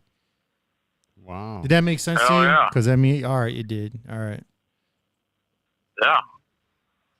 Yeah, apply for That's it. just like when we're sitting in fucking county jail, we get credited for the county jail toward our prison time. Same thing, right? I don't know, Rich. How's that? he's How's saying that yes. Yeah. It does count, right right? now, I'm typing something up because the last guy that called, he's got a GoFundMe page, and we want to get his info out there. Yeah. Yep, that's him right there.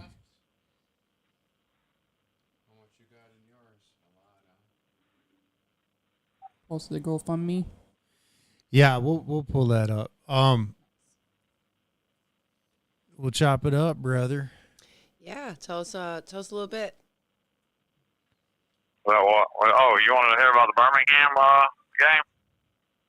Yeah, The that Birmingham was the Stallions? Birmingham game. That's right, because you stood us up for that game, and I actually talked to my husband about it, and he told me that Alabama is known for their college football. Like that shit is like Texas serious shit. So yeah, he gave you some cred behind that.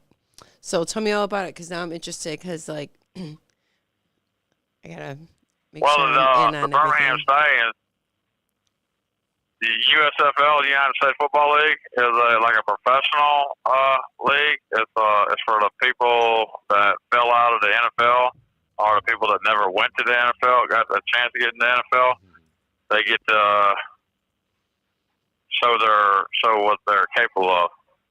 And you got east side and the west side.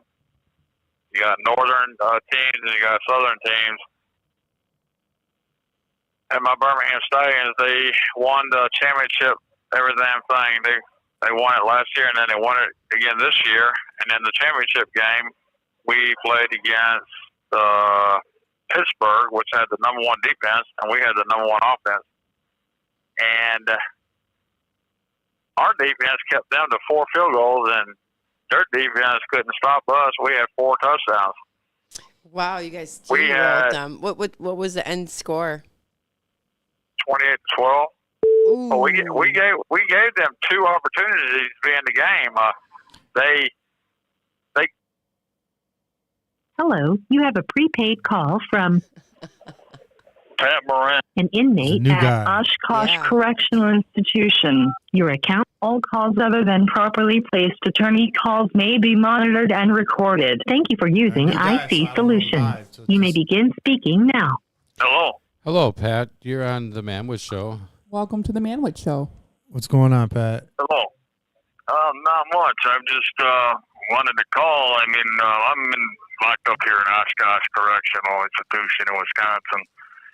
And we had an incident here that they feel it's okay for our dishes, like our meal trays, to be washed in a used garbage can with a toilet bowl brush.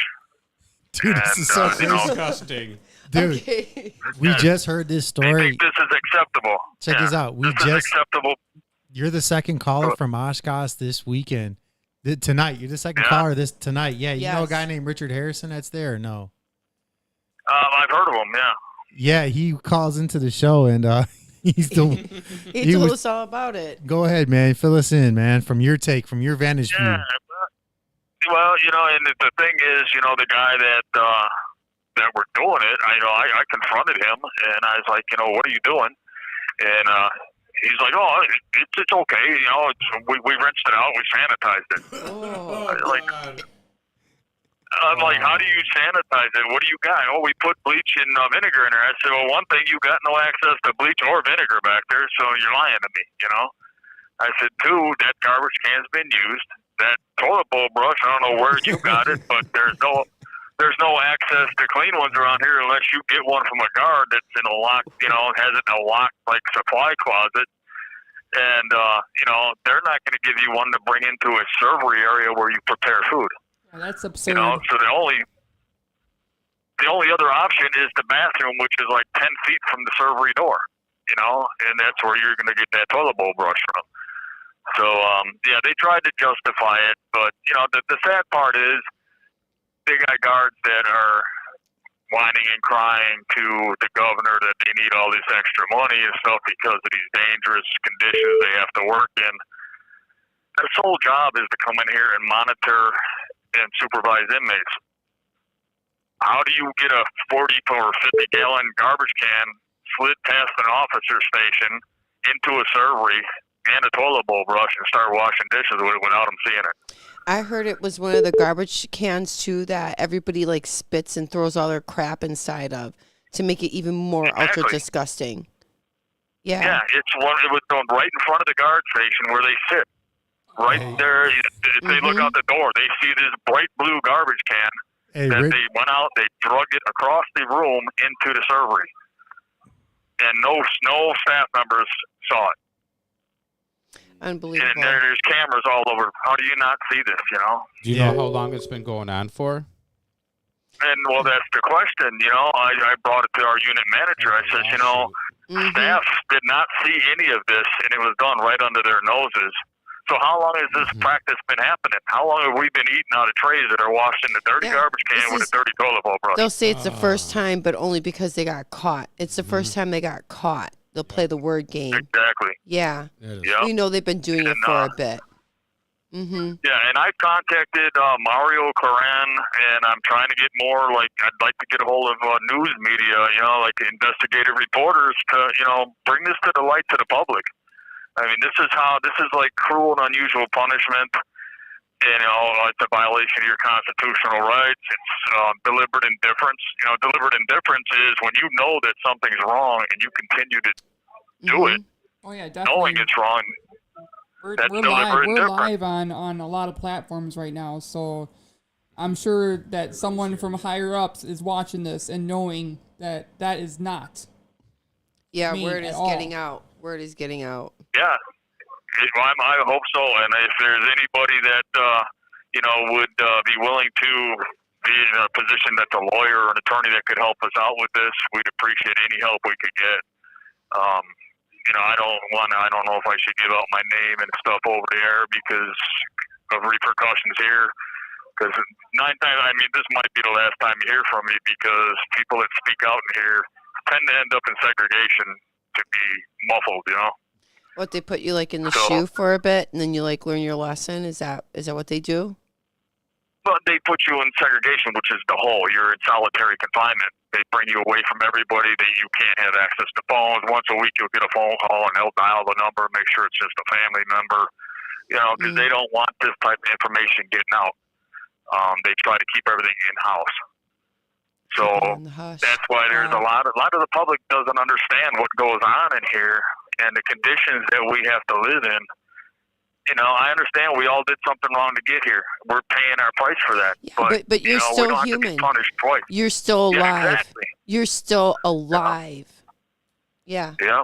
I'm a human being just like you. I made a mistake. I'm paying my debt to society, but I shouldn't be punished twice for it.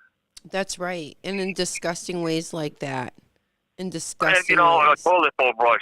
Do you know what human feces does to the inside of a body when you ingest it?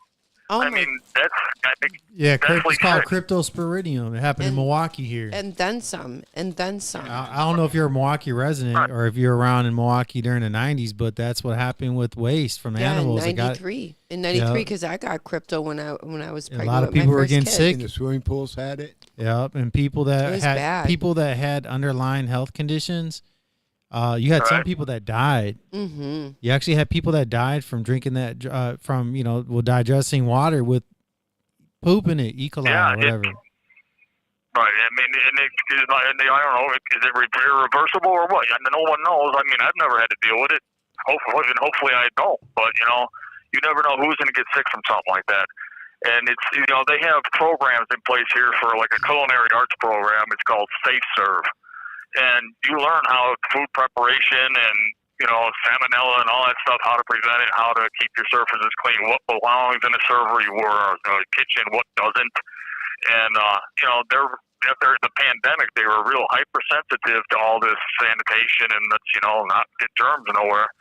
And then right under the guards' noses, they're washing dishes in a dirty garbage can with a filthy toilet bowl brush.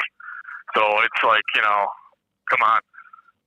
But I'm really glad your platform allowed me to get some of this out there. And, I hope somebody will step up and maybe offer some help or some guidance on where to go next with this. I don't want to see it just die out, Before this cuts off, if you could take me off air so I can give you my information, can people call you and request that or no?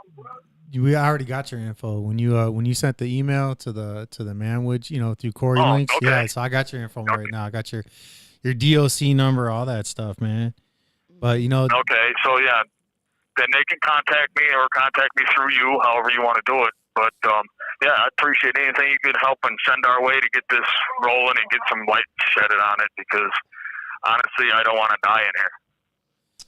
Yeah. It could come to that, and I'm sure there's between 2,200, 2,500 inmates in here, and none of us want to die. We want to do our time and get back on with our lives and back to our families, and not be subject to these types of things.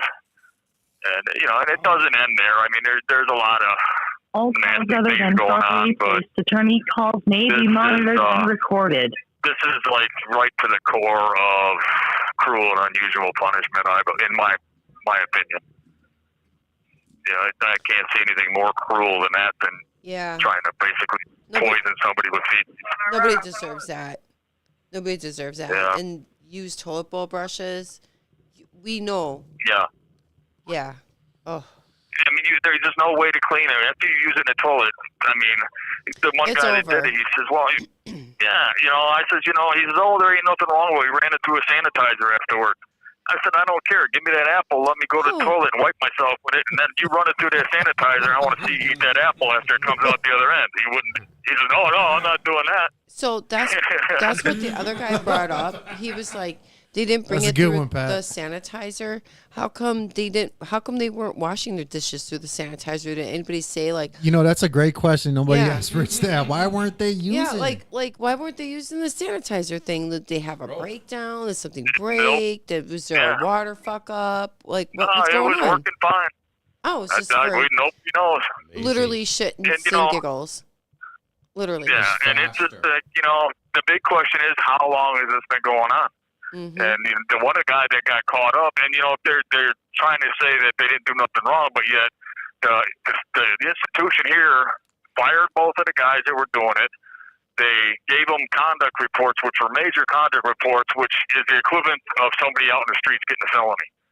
Like that's the highest, conduct report you can get. Like you really did something wrong if you get a major conduct report here. And like a minor is like a traffic ticket, you know. A major is like you committed a felony. So they fired both the guys. They both got tickets pending. Now, you don't get tickets and get fired from your job for doing the right thing. So they know it was wrong. And the Department of Corrections knows it's wrong.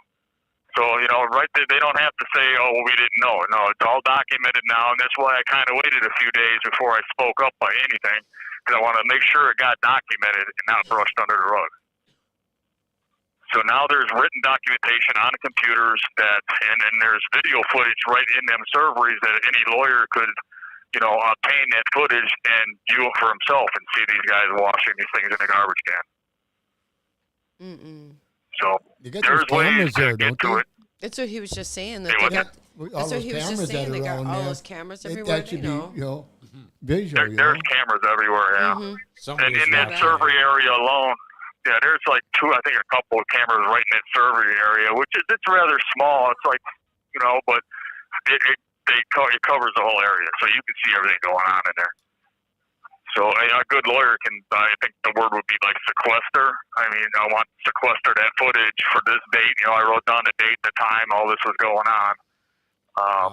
And like I said, I did contact Mario Coran, and he got it back to me immediately, and he was like, you know, this is more than disgusting, you know, and he works for WisconsinWatch.org, you know, so hopefully he can maybe get something going too, you know, but yeah, I think the more people that dig into this, it would be beneficial for us anyway. Yeah. Definitely, you ain't hiding that now. Someone got fired for that, like that's on record. Yeah.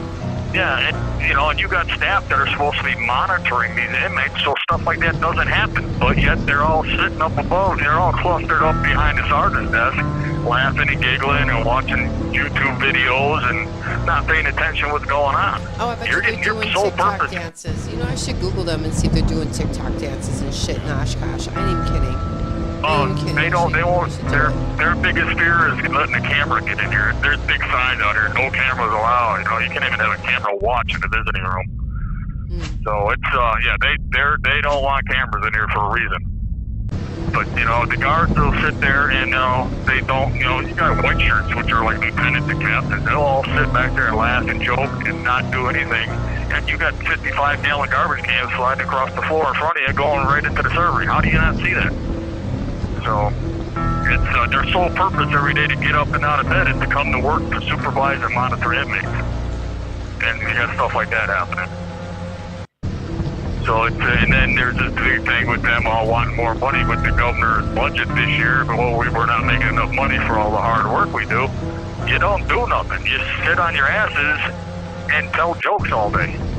Yeah, it's not like it's not like guys. It's not like guys are rioting. It's not like guys are rioting. So in the you know, like if you punch a guard, like you know yourself, but in case anybody has never known, you're looking at 5 years automatic, man. You know, so it's like there's no retaliation in regards to an inmate. You're in there, man. If you got a release date and it's within reach, then you're not. You're not rolling the dice. There's a lot of this, you know, like, oh, we're so understaffed, and, you know, poor us, you know, we got these terrible jobs, and they're, you know, we're scared to death every day while we're at work. That's not the case at all. They're sitting there with their backs to inmates up there eating donuts, drinking coffee, laughing, watching YouTube videos. It's not, there's no violence in here. You know, occasionally there are a couple guys will have a disagreement and get into a fist fight. Okay, that's about as violent as it's going to get. You know, everything's blowing way out of proportion just to draw money out of the state. You know, they're using that for an excuse to say, hey, we need pay raises.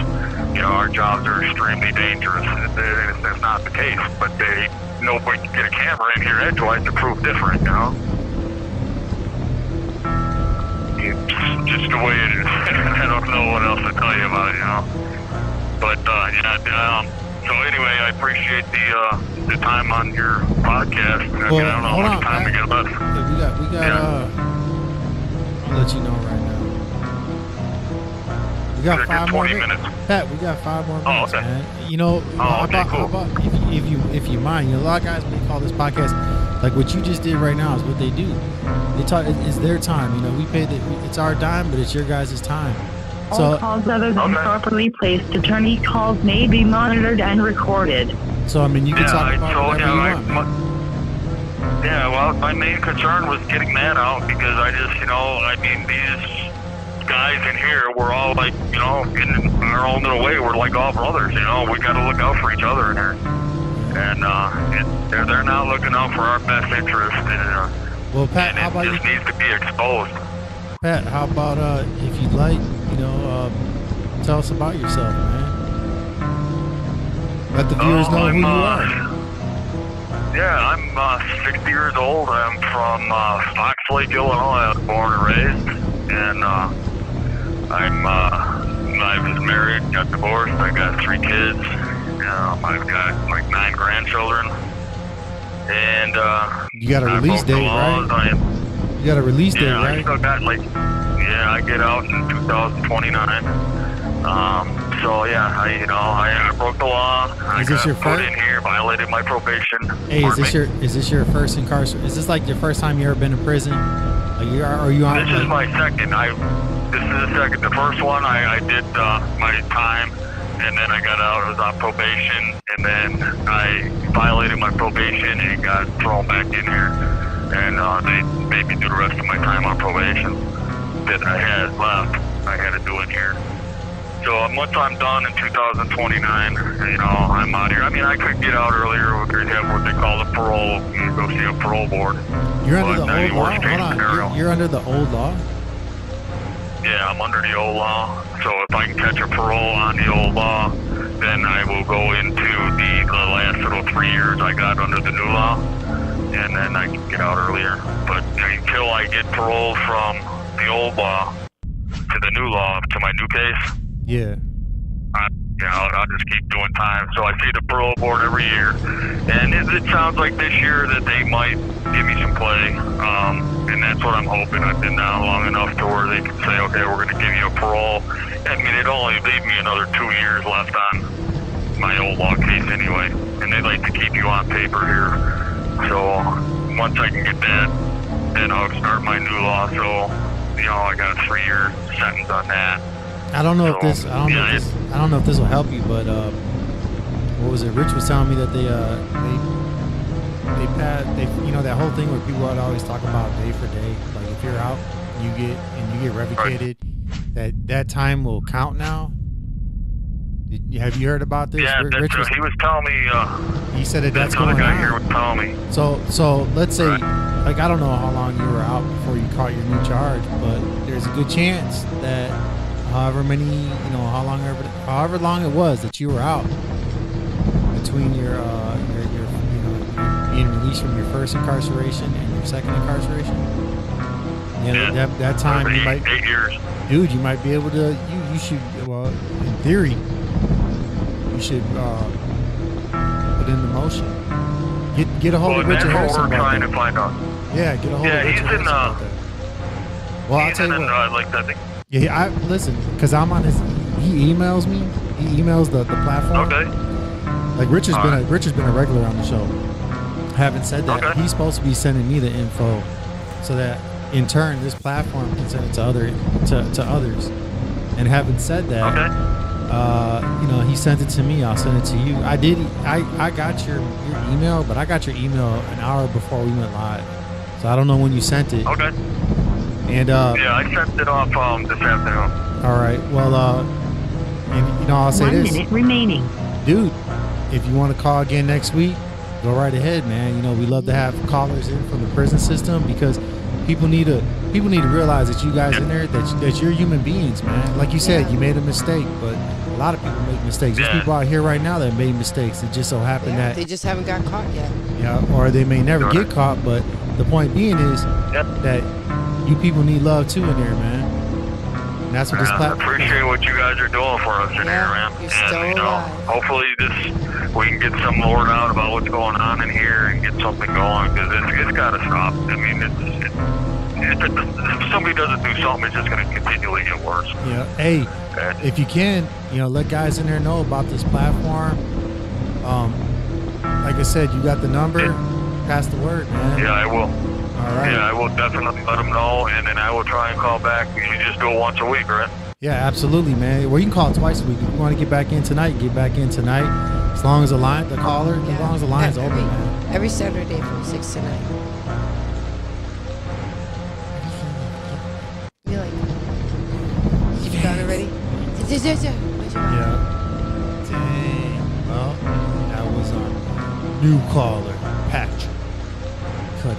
Patrick Moran. Bugs Moran's great-grandson. That's some crazy stuff that I'm hearing about. You know, I gotta say, isn't that where Marco's at, right? Yeah, Marco's there. Hello, you have a prepaid call from Thomas, Alan. an inmate at Racine Correctional Institution. Your account balance is $22. All calls other than properly placed attorney calls may be monitored and recorded. Thank you for using IC Solutions. You may begin speaking now. Guess who's back? What's going on, bro? Again. What's up? What's up, man? Nah, I've been waiting for a caller, a new guy. He finally got in through. You know what they're doing in Oshkosh right now, man? You're gonna go ahead, Mike. Fill the beans, man. Dude, they're washing the dishes with toilet brushes inside of a big old garbage can that everybody spits and shit in. Wow. A used toilet brush. Used So toilet they brush. sanitized it. They said there's nothing wrong with washing dishes. And the guards were okay until they found out that what they were eating. Oh, wow. Man, what would you do in that situation if you found out? Would you I'd start killing motherfuckers. calling that I'd start killing motherfuckers. Oh, okay. I'd start killing motherfuckers. Crazy stuff. Just manually, with my hands, just start killing motherfuckers, right? Like, who the hell is the one that thought it was alright to do something like that? Like, the guy that was doing that, like, he's just like, you know, hey, everybody washes that nasty-ass toilet with this, and we eat off these trays. You can use it to... I'd take clean that the tray goddamn off toilet and brush, clean. I'd take that toilet brush, and I'd turn it around, and I'd shove it right up the goddamn first officer's ass I fucking seen. Oh, wow. That's some crazy shit, man. Somebody did that stuff. They would actually wash dishes. But then people, like, how long was it going on for? You know, you think to yourself, like, the first time they got caught? Or is it, like, you know, how long has they been doing it for, like, months? It was an easier way than doing it the regular way of washing in the trays or whatever, how to get done. Mike, it wasn't the first time. It was the third time. It was the third time. It was the third time. Yeah, the third time. You know, that's nasty. These people that even thought that was okay to do that, that person. Hey, Alabama. Alabama, for a time, he would clean toilets in there, you know, because that was a job. And you remember those jokes I used to tell you, Alabama, when you were cleaning those toilets? I said, I heard it's a turdy job. I had said a string. I'm not making fun of you, by the way. There was a string of them that I used to say. A string of turds? There was a string of turds. Like sausages. Like a string of sausages. Look what I got, Mama. They were like the same, like them cutout things like, you know, I used to do. Dude, there was so many. I only remember that one. It's a dirty job, but man, I had like 5 of them. Then, you know what? When I was in this county jail and people would poop in the unit that I was in, I would go by and I would say, "Man, it smells like a Velocity Craptor." And I would say, man. I had so many jokes I would say about people that were pooping, man. Like, some of them I hold back from because they're kind of, but like the PG one, the Velocity Craptor, Sasquatch, you could figure it out where I'm going with that one. Yeah, Sasquatch with a big plop. Whatever. Dude, I hope this damn month goes by quick, man.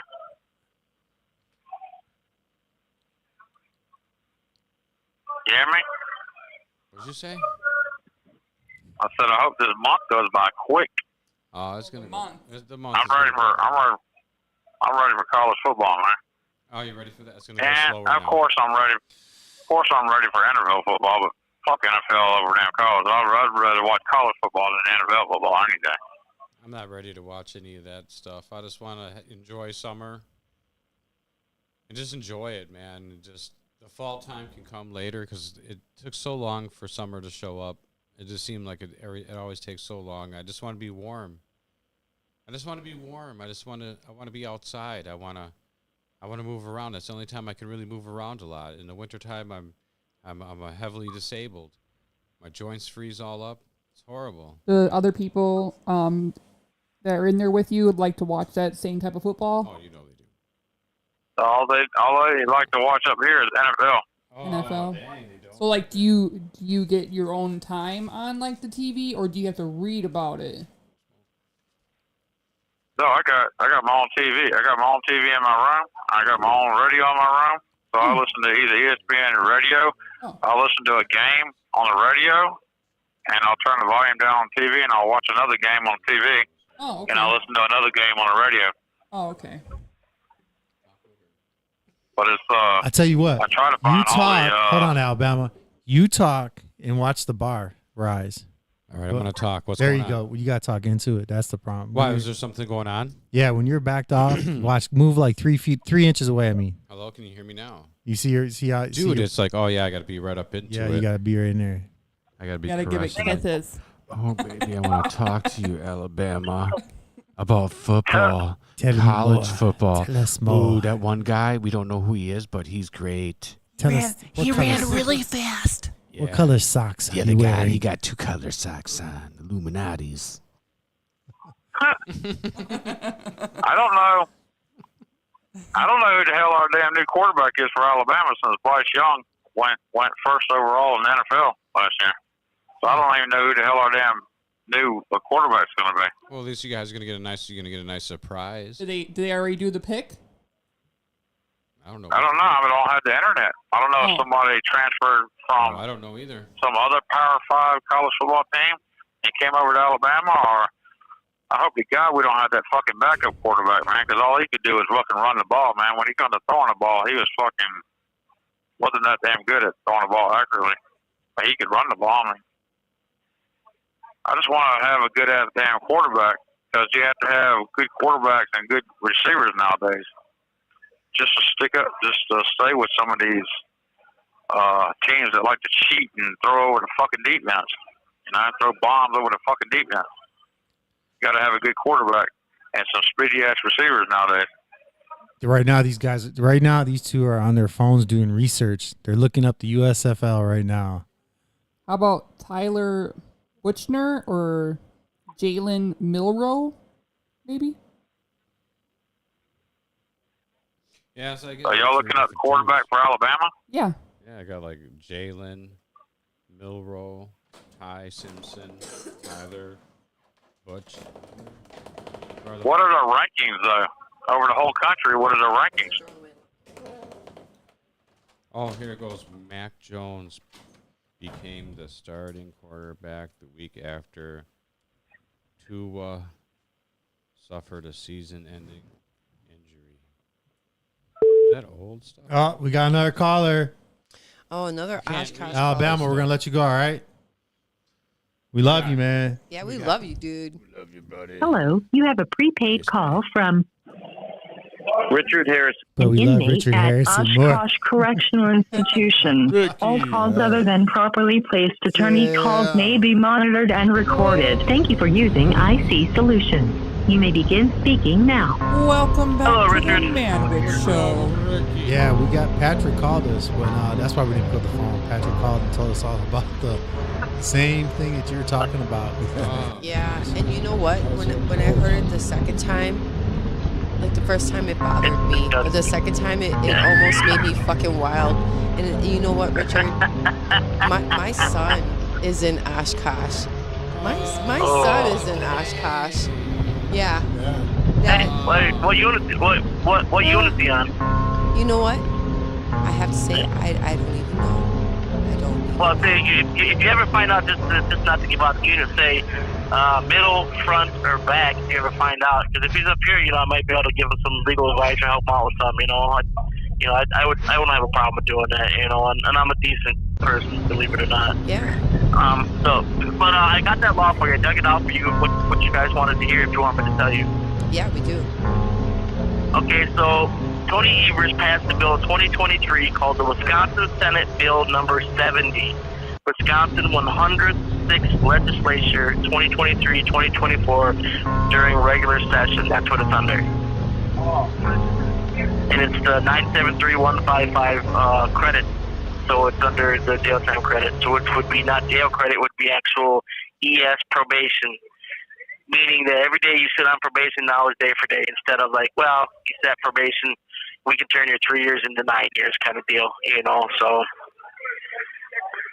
So that's the law that was actually came up, and that's the one that I'm going to try to help get as many people. I was actually, prior to waiting to get back on the phone, I was talking to a gentleman here that has 7 years worth of credit, according to him, and he just was revoked for 4.5 years. So I might be able to actually try to help get him out. Oh, wow. That'd be really cool if you're able to. That'd be awesome. Yeah. Well, I filed twice already, or 3 times already, and 3 times it was successful.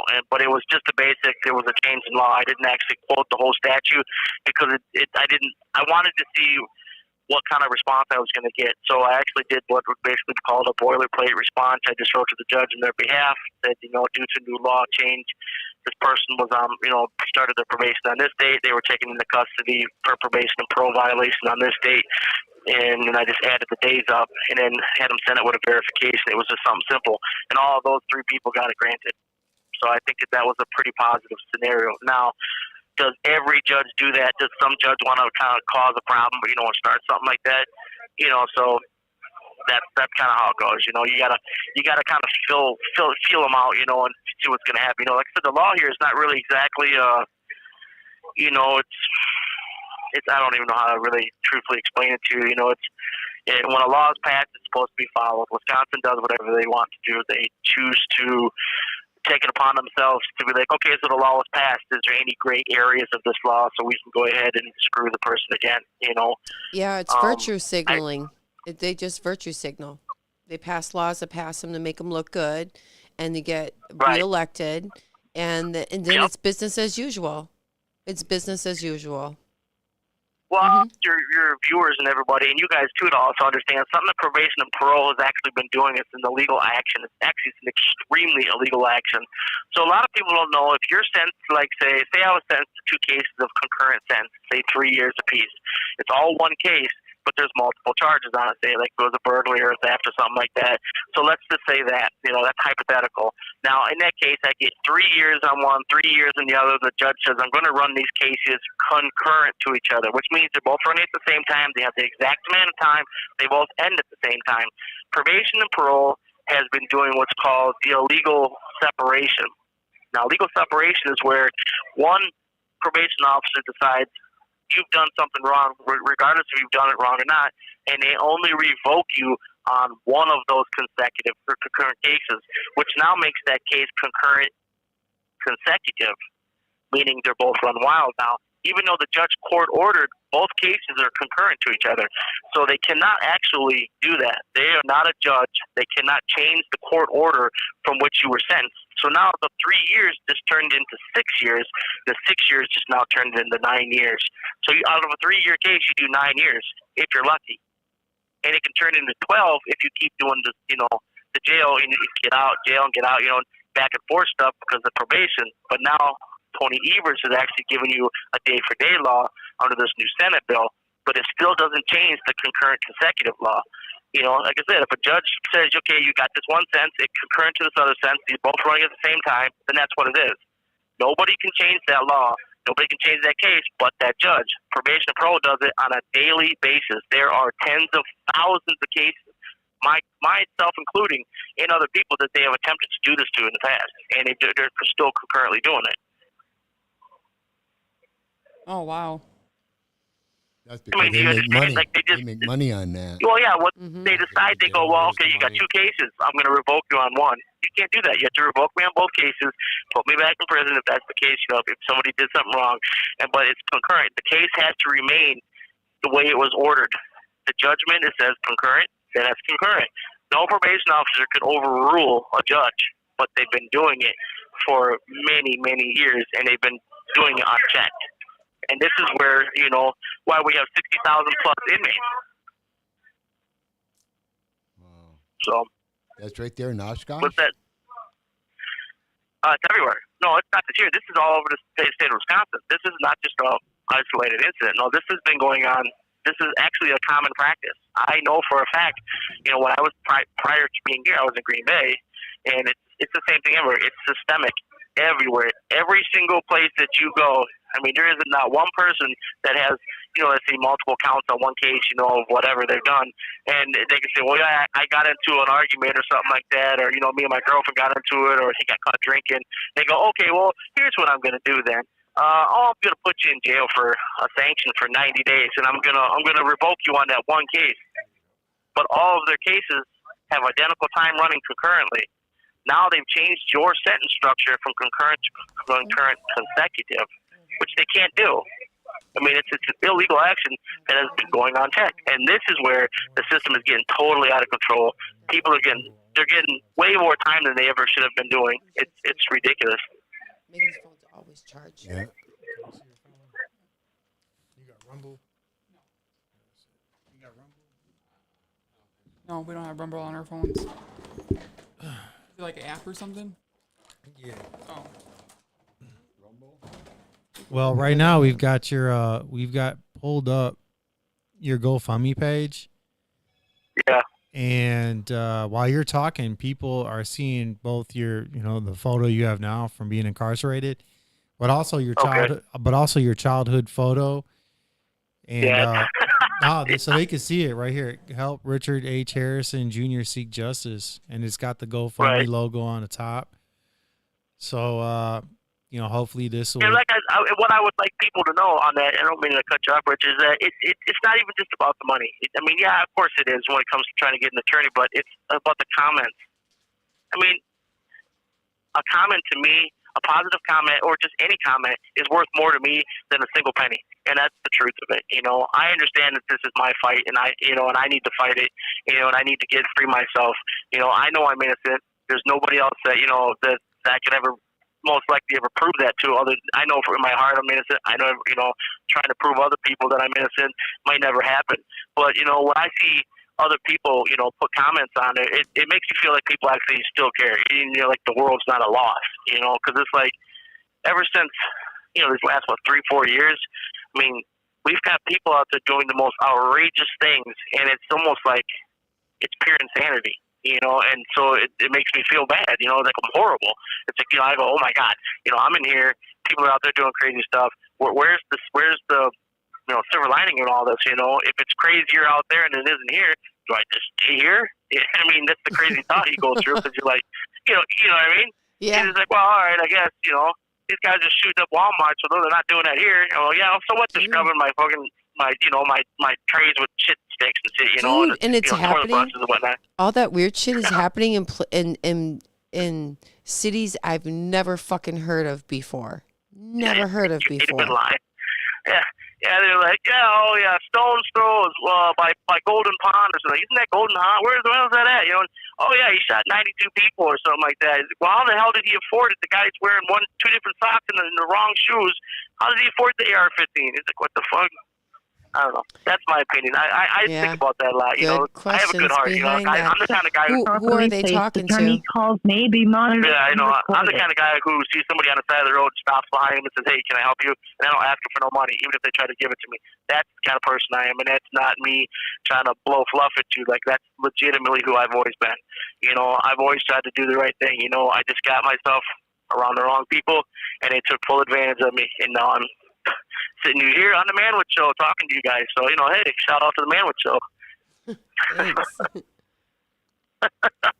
But, no, I just wanted to call you guys back, like you guys said, and I wanted to try to give you that bill. And anything else I learned, if you want, next Saturday, because I'm going to try to get up to the law library if they let me, and I'm going to try to get all the actual statutes down and everything. But yeah, send it's that type that stuff to me, man. Type that so I can just copy and paste it.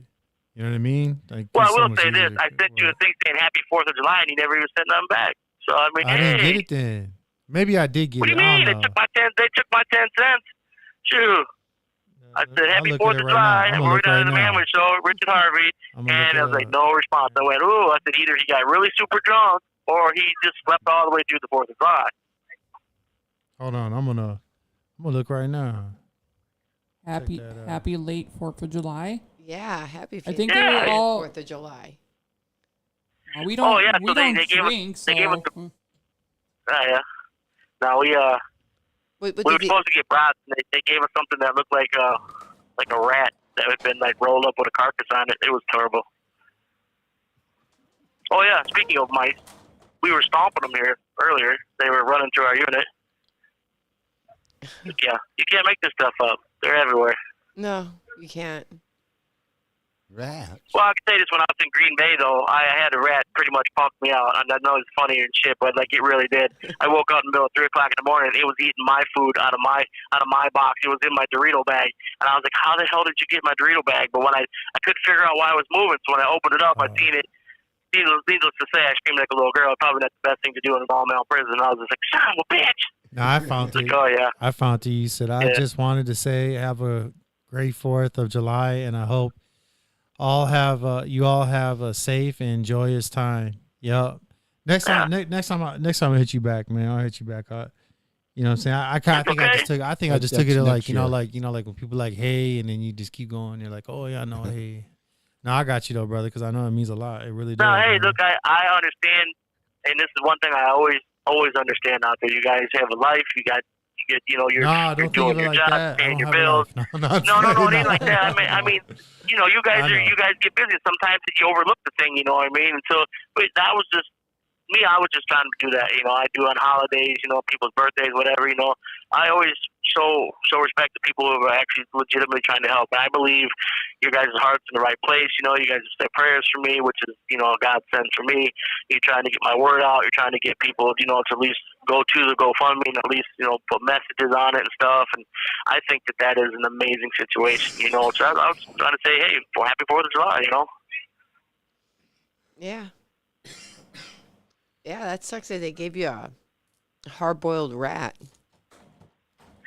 It was close to it. I mean, it looked like something that they wouldn't even sell at, some little foreign store where people were shooting each other in the back alley or something like that. They wouldn't even sell it there. So it was pretty bad. So I have to ask you, Richard. So during 2021 or 2022, a lot of our food supply went down. Like there was I'm sure you heard of it, like planes falling out of the sky onto food plants and stuff mysteriously just burning down to the ground. Well, in Wisconsin, we had a potato chip factory burned down to the ground. And like I was saying before, my son is in Oshkosh, and I was like, hey, I heard that some of the potato chips that we'll be getting, they're going to be wet inside the bag. That's just the way that they made the potato chips. And he thought I was like bullshitting, and he got wet potato chips. And I have to ask, did you get wet potato chips too? Yes, I did. Sure did, and I tried to say something about it. I actually got some with a bag full of mildew in it, and I said, "Hey, look, man, look at this. There was like sand, and there was some other stuff in there." And they were like, "Oh no, you opened the bag up." I said, "Well, how else will I open the bag up if I'm going to eat it? You fucking moron." Yeah. And they were, well, right? How do you know that? What am I supposed to do? X-ray this thing and be like, "Oh, hey, look what's inside of it." I didn't open it. That's super fucked up because the public, we didn't get the wet chips. You guys got them. And I bet you the military got them too. And I bet you the military got them too. Wet chips. Can you imagine opening up your fucking chip bag and it's fucking wet inside? Oh, yeah. I have actually had it. Like I said, I legitimately had a bag that cost me like $1.27. That should have only been about 40 cents. And I got it and it had wet. It was mildewed and there was sand in it. And I was like, what? And I was like, where does this even come from? And I showed the guard, and the guard was like, "Oh, well, we can just reimburse you." Another one, I said, no, I don't want another one. I don't, But they're doing so much now, and it's just, I don't get it, I don't know. There's the quality of life, everywhere is really just went out the window. I think it's a bad situation, to be honest. Mm-hmm. When you got people who, you can't even tell them that, a color, you say the sky is blue. No, it's not. They want to argue with you and say it's red, and they believe it, wholeheartedly believe it. There's a problem. Yeah. With all their soul, they believe it. No, yeah. Yeah. And it's just like the insanity. It's like, I'm so sorry, but 2 + 2 = 4. Exactly. And that's the way math works. Yeah.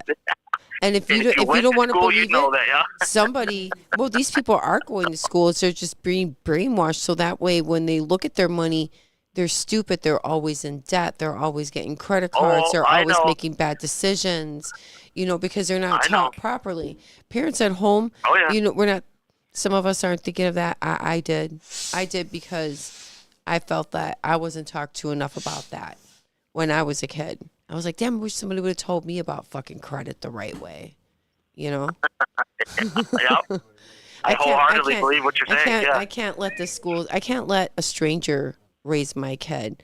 Like, you always hear stuff like charity starts at home. I'm sorry, I don't donate to places. I don't, because if I have $1, I give it to my family first, right? Isn't that what you do? Correct. Yep. You have that much money, you can give that shit away to strangers.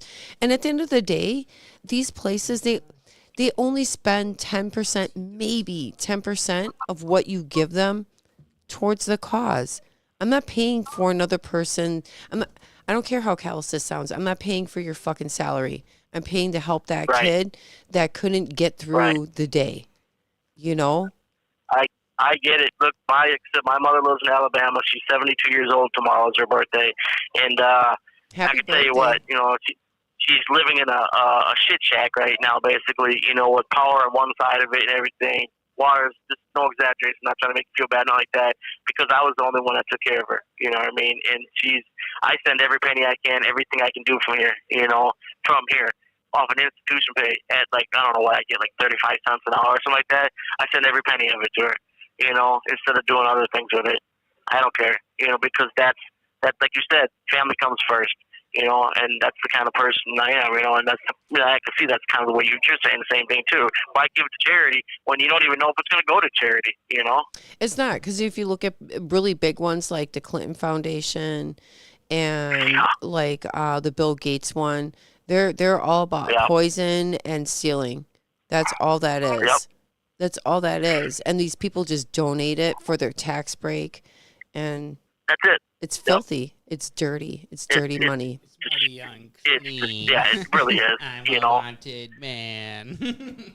Public enemy #1. Just accidentally went a little left field there, but it's just like that corruption just runs so deep. It runs in everything that you might have faith in. Dirty deeds. It's just dirty. This is and bringing this full circle, just like you said, corruption runs so deep.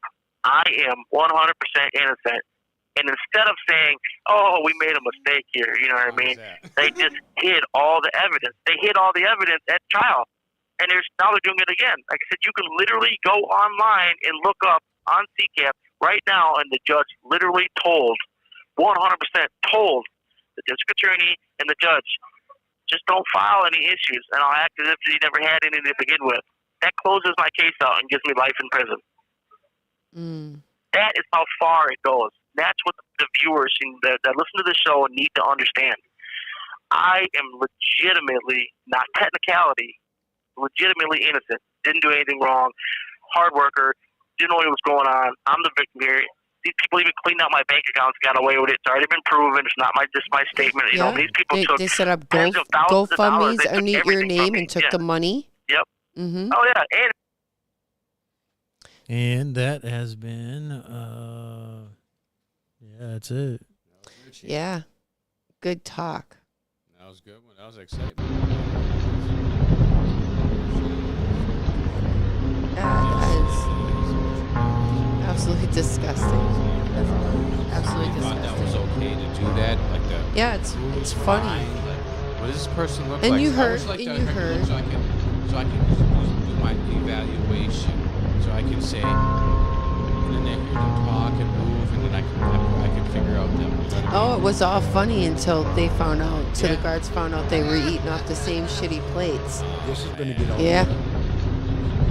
I'll make sure it goes out there. You know what's going to get out there, and it's going to get buried like the other news that happens. Yeah, it is. Yeah, it is. Yeah, it is. Mm-hmm. Yeah. Yep. Sad. Nobody got sick. It won't even make the news. It'll just be on the bottom the headline. president made, he Yeah. fell down again. That's it. They're not going to talk about it. It's just going to be at the bottom, unfortunately, because people are just very inhumane. You wash dishes and you got trash can, the toilet brush. Oh, nobody died. Yeah, you know what? It's just Well, that. that's okay. Yeah. Nothing wrong with that. Hey, It just makes you wonder, like, when you. No, really, it makes you wonder, like, when you watch these other shows, like, hey, I learned a lot from TV because the television is telling me a vision.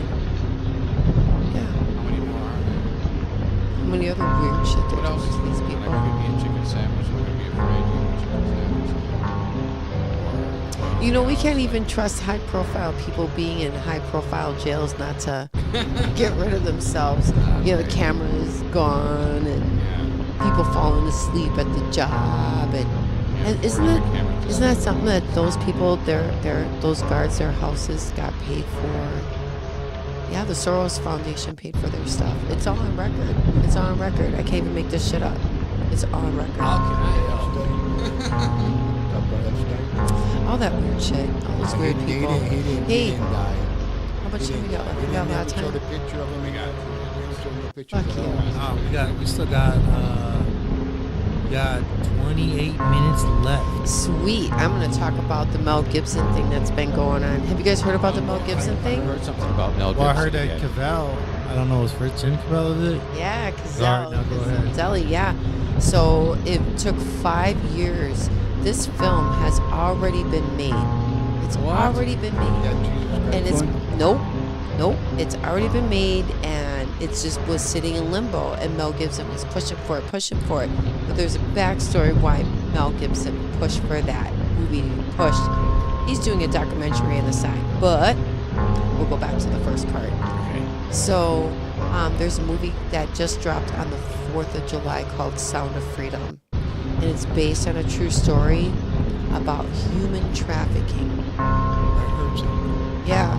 People are concerned about the kids, but when you think about it, when you hear people say, we're after your children, that makes sense. Because they grow up to be adults. And if you can get them while they're a kid, you can condition them into believing whatever you want. Control them to do what you want. Yeah. So when they're trapped and you think to yourself, wow, there's these adults, you have these men and women trapped. Like, how the fuck you get trapped? Like, if that happened to me, like, I'd kick everybody's ass and crawl out the window and fucking be do or die shit. Without realizing they've probably been trapped in that world since they were a child. Yeah, they don't know any other life. Yeah, they don't know anything. It's like those people from North Korea that come over here to America and they hear how we do all this weird shit, and it isn't even like that. I mean, we do eat babies. The elite do, but we're not doing that shit. Normal people aren't. They drink that. Not willingly. Yeah, not willingly. Allegedly. Not knowing. Yeah. Well, you know, like we hear like natural flavors. When I was at the dollar store today, natural flavors. I saw some marshmallows. There was like 3 different brands there. I was like, oh, I just gotta look.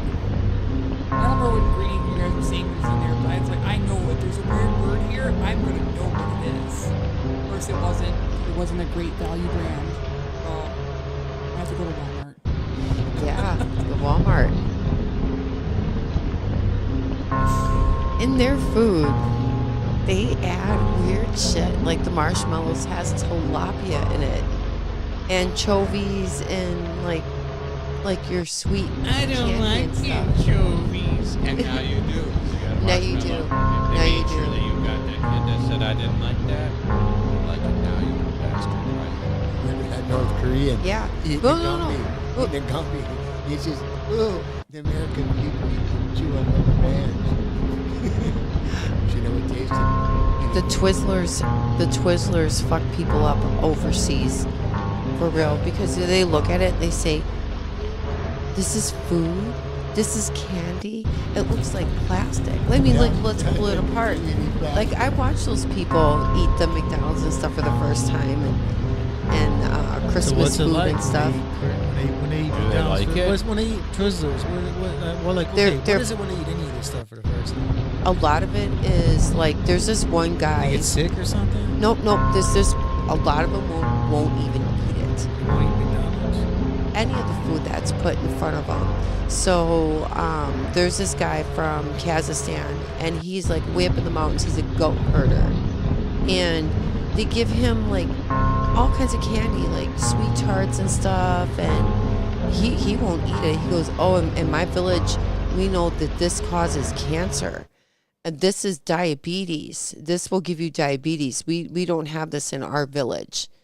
And like even the milk, he's like, oh no, we don't. This potato is good. The mashed potato was good to him, but a lot of it, he could tell that was So just what's from the eating that's taste. giving cancer? Twizzlers?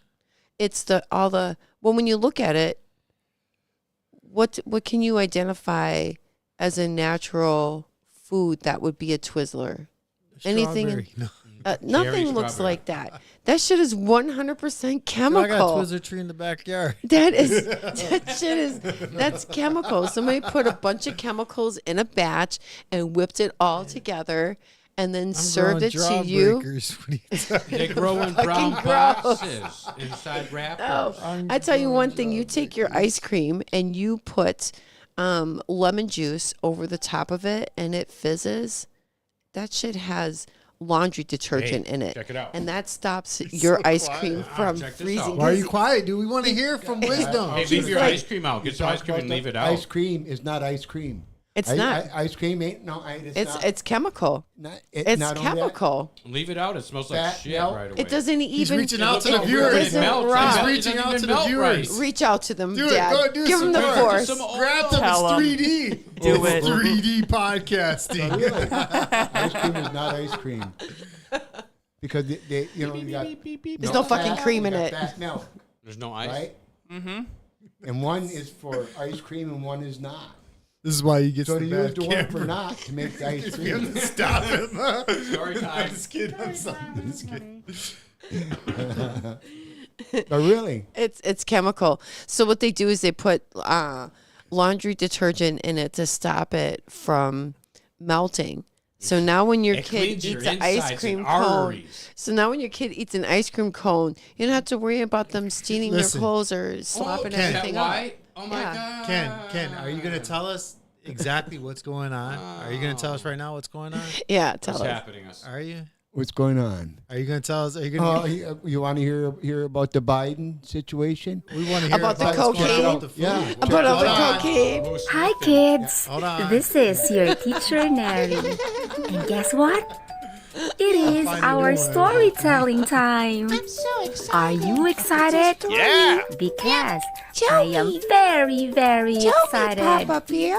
So if you are excited, please sit back, Teach relax, me. and enjoy our story.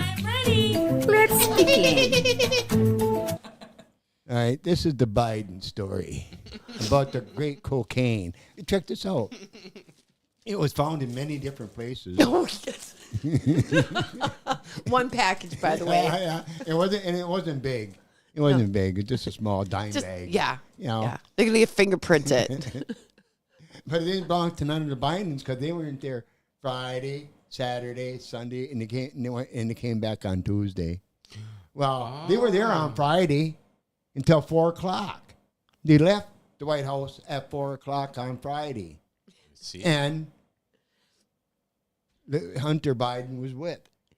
Did you and in see the him? paper, they said, did he buy a ticket to go there, or Wait, we paying for it? Did you see the video of him sweating like a hound dog and Yeah. then wiping his nose like so? That's not Some of us that are familiar with the real world and what the real world looks like, I see that and I'm like, that motherfucker's a crackhead. Oh, yeah. He's got a serious problem. He needs help. But it wasn't his. It wasn't his. It's allegedly. It belonged to Kamala Harris. Allegedly. It belonged to Kamala Harris. You know what? And you know That's what who? they said. No, Dad. You know who I was most disappointed in when I read too? A fucking not Tom Cruise. Oh my God, another ding dong. But Ted Cruz came out and said, "I highly doubt it was Hunter Biden's." I mean, he recovered. He's done. He's done. That's a joke, right? No, that was for real. But the thing of it is, how did that coke get there? That is one of the most. It went from a secret. It went place from in the world, the most secured place in the fucking world. Every place got a camera. Everything, the floor, the ceilings, every fucking corner got a fucking. How did anybody get beyond before that? there was people coming out and they were like, it makes me mad. I see you mad there. Yeah, just Holy getting shit. in, just getting in. If you Where's have the footage? God damn it! if you have a purse or anything, yeah, they take away. So like when you go into the White House and you go through security, it's one of the most intense security things you'll ever go through. Yeah, like they go through everything and they try to take apart like all like your little compartments and stick their finger in everything because you don't know where you're gonna put a poison, a camera, a disease. Like people are fucking. The perfect word for this moment is diabolical. People are absolutely diabolical. In the situation room, that's where it was really found. It was in one of those books. Yeah, where they put their cell phones. You gotta know. That guard has to know what they did there because he's there. He's at the fucking key. It has to be somebody that doesn't get checks and they feel like they're brave enough. That'd be because I don't care how big your balls are, you're not sticking a little bit of crack, a giant bag crack underneath your ball sack or up your butthole where this dog isn't going to smell it. I'm sorry. This is not going to happen. We had that dog come by me in Mexico. I don't know how that cop see we didn't have no seatbelts on.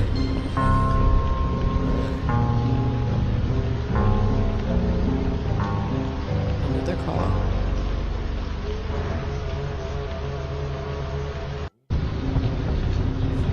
It's Tom.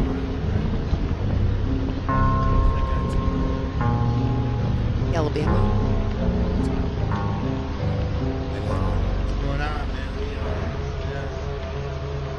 We got a lot of callers so far today. Hold on. That's because somebody told them what you said on last week's podcast. You're gonna get replaced by the homeless. All right, you're live, Tom. What's up? Yeah, what's going on? What's going on? Yeah, a lot of people call you tonight. I tried a few times. Thank God, got through.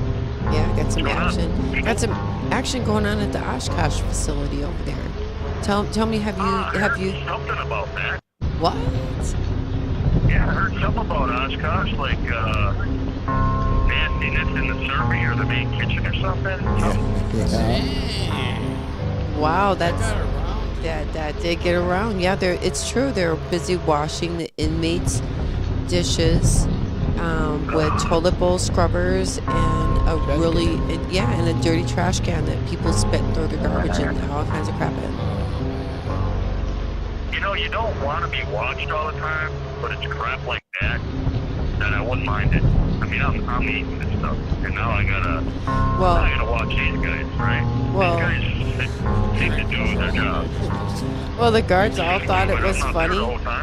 Well, the guards thought it was funny until they found out they were eating off the same trays, and then all shit hit the fan.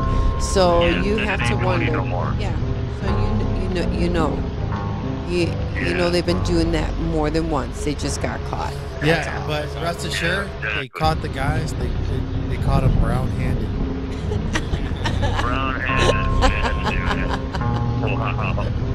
Wow. Bacteria-laden hand. But their argument was that it was accidental transfer. The DNA. Oh, yeah. Right. And because they have DNA to test, the Innocent Project may take their case now. They definitely can. Stop. Oh my God. You learn so much here on this podcast. What? You do. It's weird. Yeah. That's what it's all about, right? Hey, have you guys seen Bad Moms yet? Bad Moms. Or Bad Moms or okay, let me try to get this right. The Bodyguard Assassin's Wife. Ryan Reynolds, Samuel L. Jackson, and Salma Hayek. Yummy. Oh, I'm gonna have to go home and watch that tonight. What's the name of that movie? Both of those. And the Kingsman, of course, but that's good out. Bad Moms and The Bodyguard Assassin's Wife. Oh, dude. Bodyguard's Assassin's Wife. Okay. Honestly, yeah, I'm surprised they were playing them here because of all the F-bombs and stuff. Bad Moms, I started watching them like, oh God, Miley Cyrus, Kristen Bell. I'm like, really? This is going to be like kind of wholesome? Oh no. No, yeah, they're funny. Wow. You look at them and they look so innocent. You're like, damn, did my mom think about me like that? That's kind of fucked up. Yeah. Oh, that's funny because they have their moms at the, you know how they usually have bloopers at the end? They have their moms at the end. And their moms are dropping F-bombs. It's like, oh, wow. Unbelievable. Yeah. Great movies. Yeah, I couldn't believe they played them here, you know. Well, hey Tom, we got a new co-host here today. If you want to say hi to her, her name's Megan. Megan. Yes. I've only heard 2 people so far. Because they were just busy laughing and giggling. Absolutely, yeah. Wow. Okay, Megan, hi. Hi. So, I'm doing a quick trip run later. You guys want to look up, please?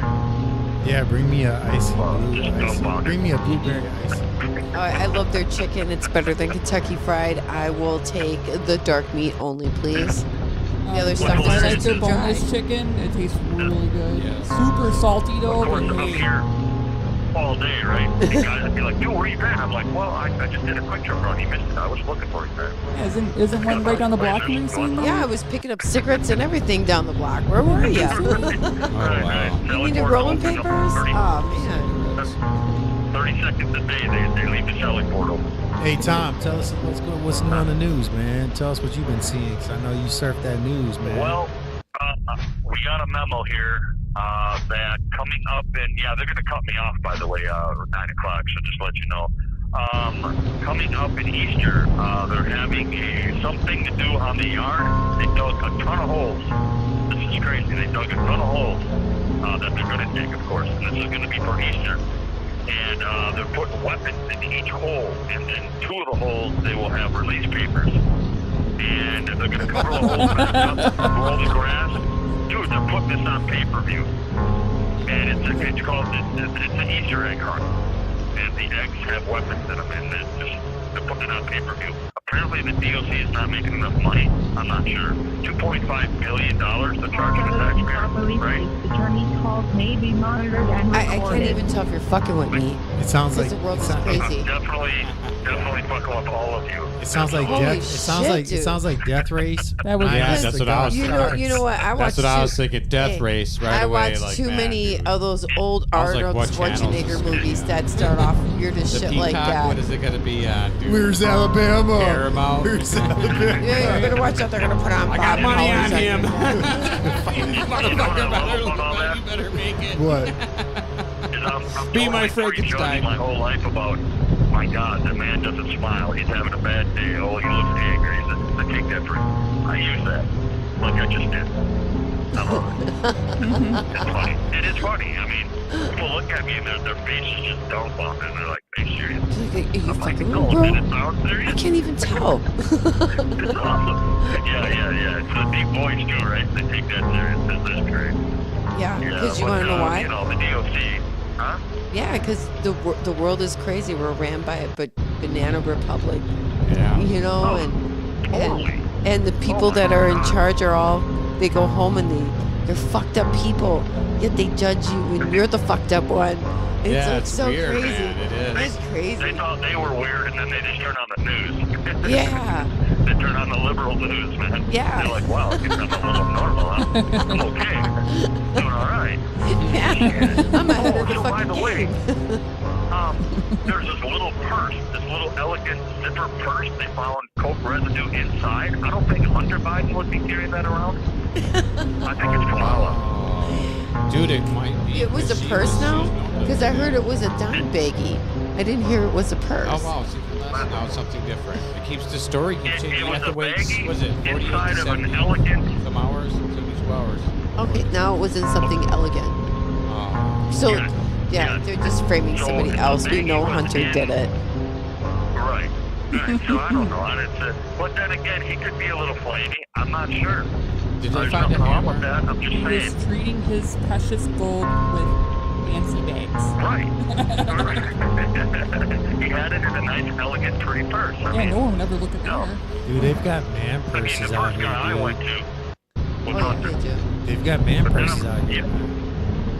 Oh, yeah. Well, yeah. You ever see Kamala Harris when she's standing behind Joe Biden? He like signs something or something. Go back on the web and check that out. You see her with kind of a smirk. Her eyes are glazed. Yeah. She's always cat. She can tie. She can't even fucking Everything's talk. funny. She Everything's can't funny. even talk. No, her last word salad, they asked her about culture, and she was like, culture is the moment at the time of now and here. You know, what the fuck is that? Who fucking talks I like was that? listening to Colleen Buck, and they had a little snippet of her talking, and the whole whatever it was, the snippet, she gets done talking. It was like maybe a minute, and I'm trying to think of what the hell she just said. It made no coherent sense, literally. Wow. I don't know what she was on. It's They all hilarious. sound like Go to Clay and Buck. Yeah. I think They it was sound Thursday. remedial. Oh. They sound remedial. Like somebody gave somebody autistic a dictionary, and that's what they recite when they talk. They just like jumble this shit together. Either that or they're like, yeah, the word salad. Yeah. The adrenochrome is fading off. What's going on, man? And then love flew down the pig pen, and then the pigeon came back and said that the president was going to be great. Oh, wow. Biden, he's still committing gaffes, lying. He's Did you hear running. about that one He's the running other for a day re-election, about man. How we're doing in the Iraq War? It's the Ukraine war, not the Iraq war. Yeah. Holy shit, man. It's like, dude, come back to planet Earth. Well, Cluster bombs. No. Cluster bombs to Dad. Ukraine, and then he goes. He Yes, says, the I don't cluster know. I don't know if I do that or not. And he goes. He says to the Kuwaiti president there, you be careful. Sure. They're banned. Did you know those are banned in 120 countries? Right. Oh, Yeah. you think- Only, yeah, basically, yeah. only America and Ukraine use them. Yeah, they maim everybody. The men, the women, the children, everybody. All of them. Well, didn't Russia use them? And then we said, hey, Russia's, committing war crimes with these cluster bombs. All of a sudden, we're sending them to Ukraine. Well, here's the thing. Well, we invented them and sold them to them. And then we took them back and used them ourselves. Of America, we Well- fight wars. Mm-hmm. We fight wars with rules. And the people we're fighting never have rules. So if they're not going to have rules, I don't think we should be. You know what, though? That's just, I think that I used to believe that.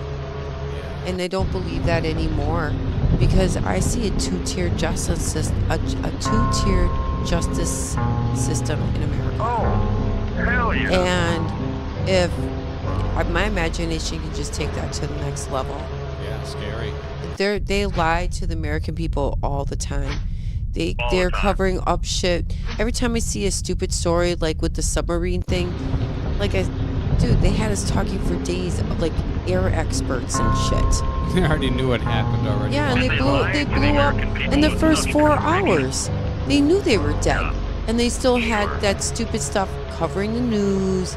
And that just goes Yeah. back to what we heard Just Trump say all the suck every time. little drop of Fake that shit. news. Understand what fake news is, what propaganda is. They want you to watch the Yeah, anytime you see a loud storyline that's just really going across the board and it's touching America inside, you need to take a step back and ask yourself, what the fuck is going on? What's going on behind the scenes that we don't know about yet? Or we do know and they're just covering it up because that's usually how it really is nowadays. Because the internet and people like to talk. We hear their stuff right away. Of how our government is, and this is not far off what we're talking about. It's just a little example. Like with technology, when our government tells us about technology they have, they've had it. That's the same thing with everything what you were just talking about. They have it, we just never knew about it. And some things we never will know about. I think America's government is the slickest, shrewdest government. They're all corrupt. And you know what? And I think that because people trust us so much, they do. We just the underlying factor of reaching out to these other countries, and I think, well, you know what? You do the research and you go back. When you go back and you look at history, and you see how things are constructed. When people talk about a construct, they're looking at themselves and their sex and all that shit. They're not the construct. The world around them is. They just lost sight of that. And recorded.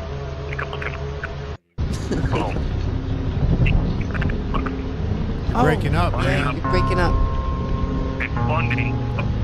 You're still breaking up. Are you still there? Yeah. Hold the cord. There might be a problem with the cord. Yeah, there we go. More of my tax dollars. The phone from ear to ear. I'm like, what the hell? I was hearing that before. You know, we could tell from that phone that it's bad. That's what sucks. Yeah, because there's only see, you got the left and the right with the headphones, right? And we can only pick up. We're only picking up one. We're only picking up like the left. Yep. Yeah, I thought it was my headphones at first. I've been going in and out. I'm like, oh. Yeah, me too. Yeah, I was like, hey man, why is this so different? We can literally so when I cut out, struggle. I cut out fully, is what you're saying? Yep. Yeah, okay. All right, well, I put it back in my right ear. Right on. What was I saying? Right on. I don't know what I was... Oh, China. Yeah. China's investing in so many countries, and they're, throwing their money around. Kind of like liberals do. Well, what they do is they go in, and I'll just use like a small country in Africa because it's really easy. So it's a small country. They're trying to get their money going. They want respect and shit, but they need a road. So China comes in and says, hey, guess what? I will, not only will I borrow you the money, I'll build the road. You just got to pay us back. And they'll pay him back in 2,000 years.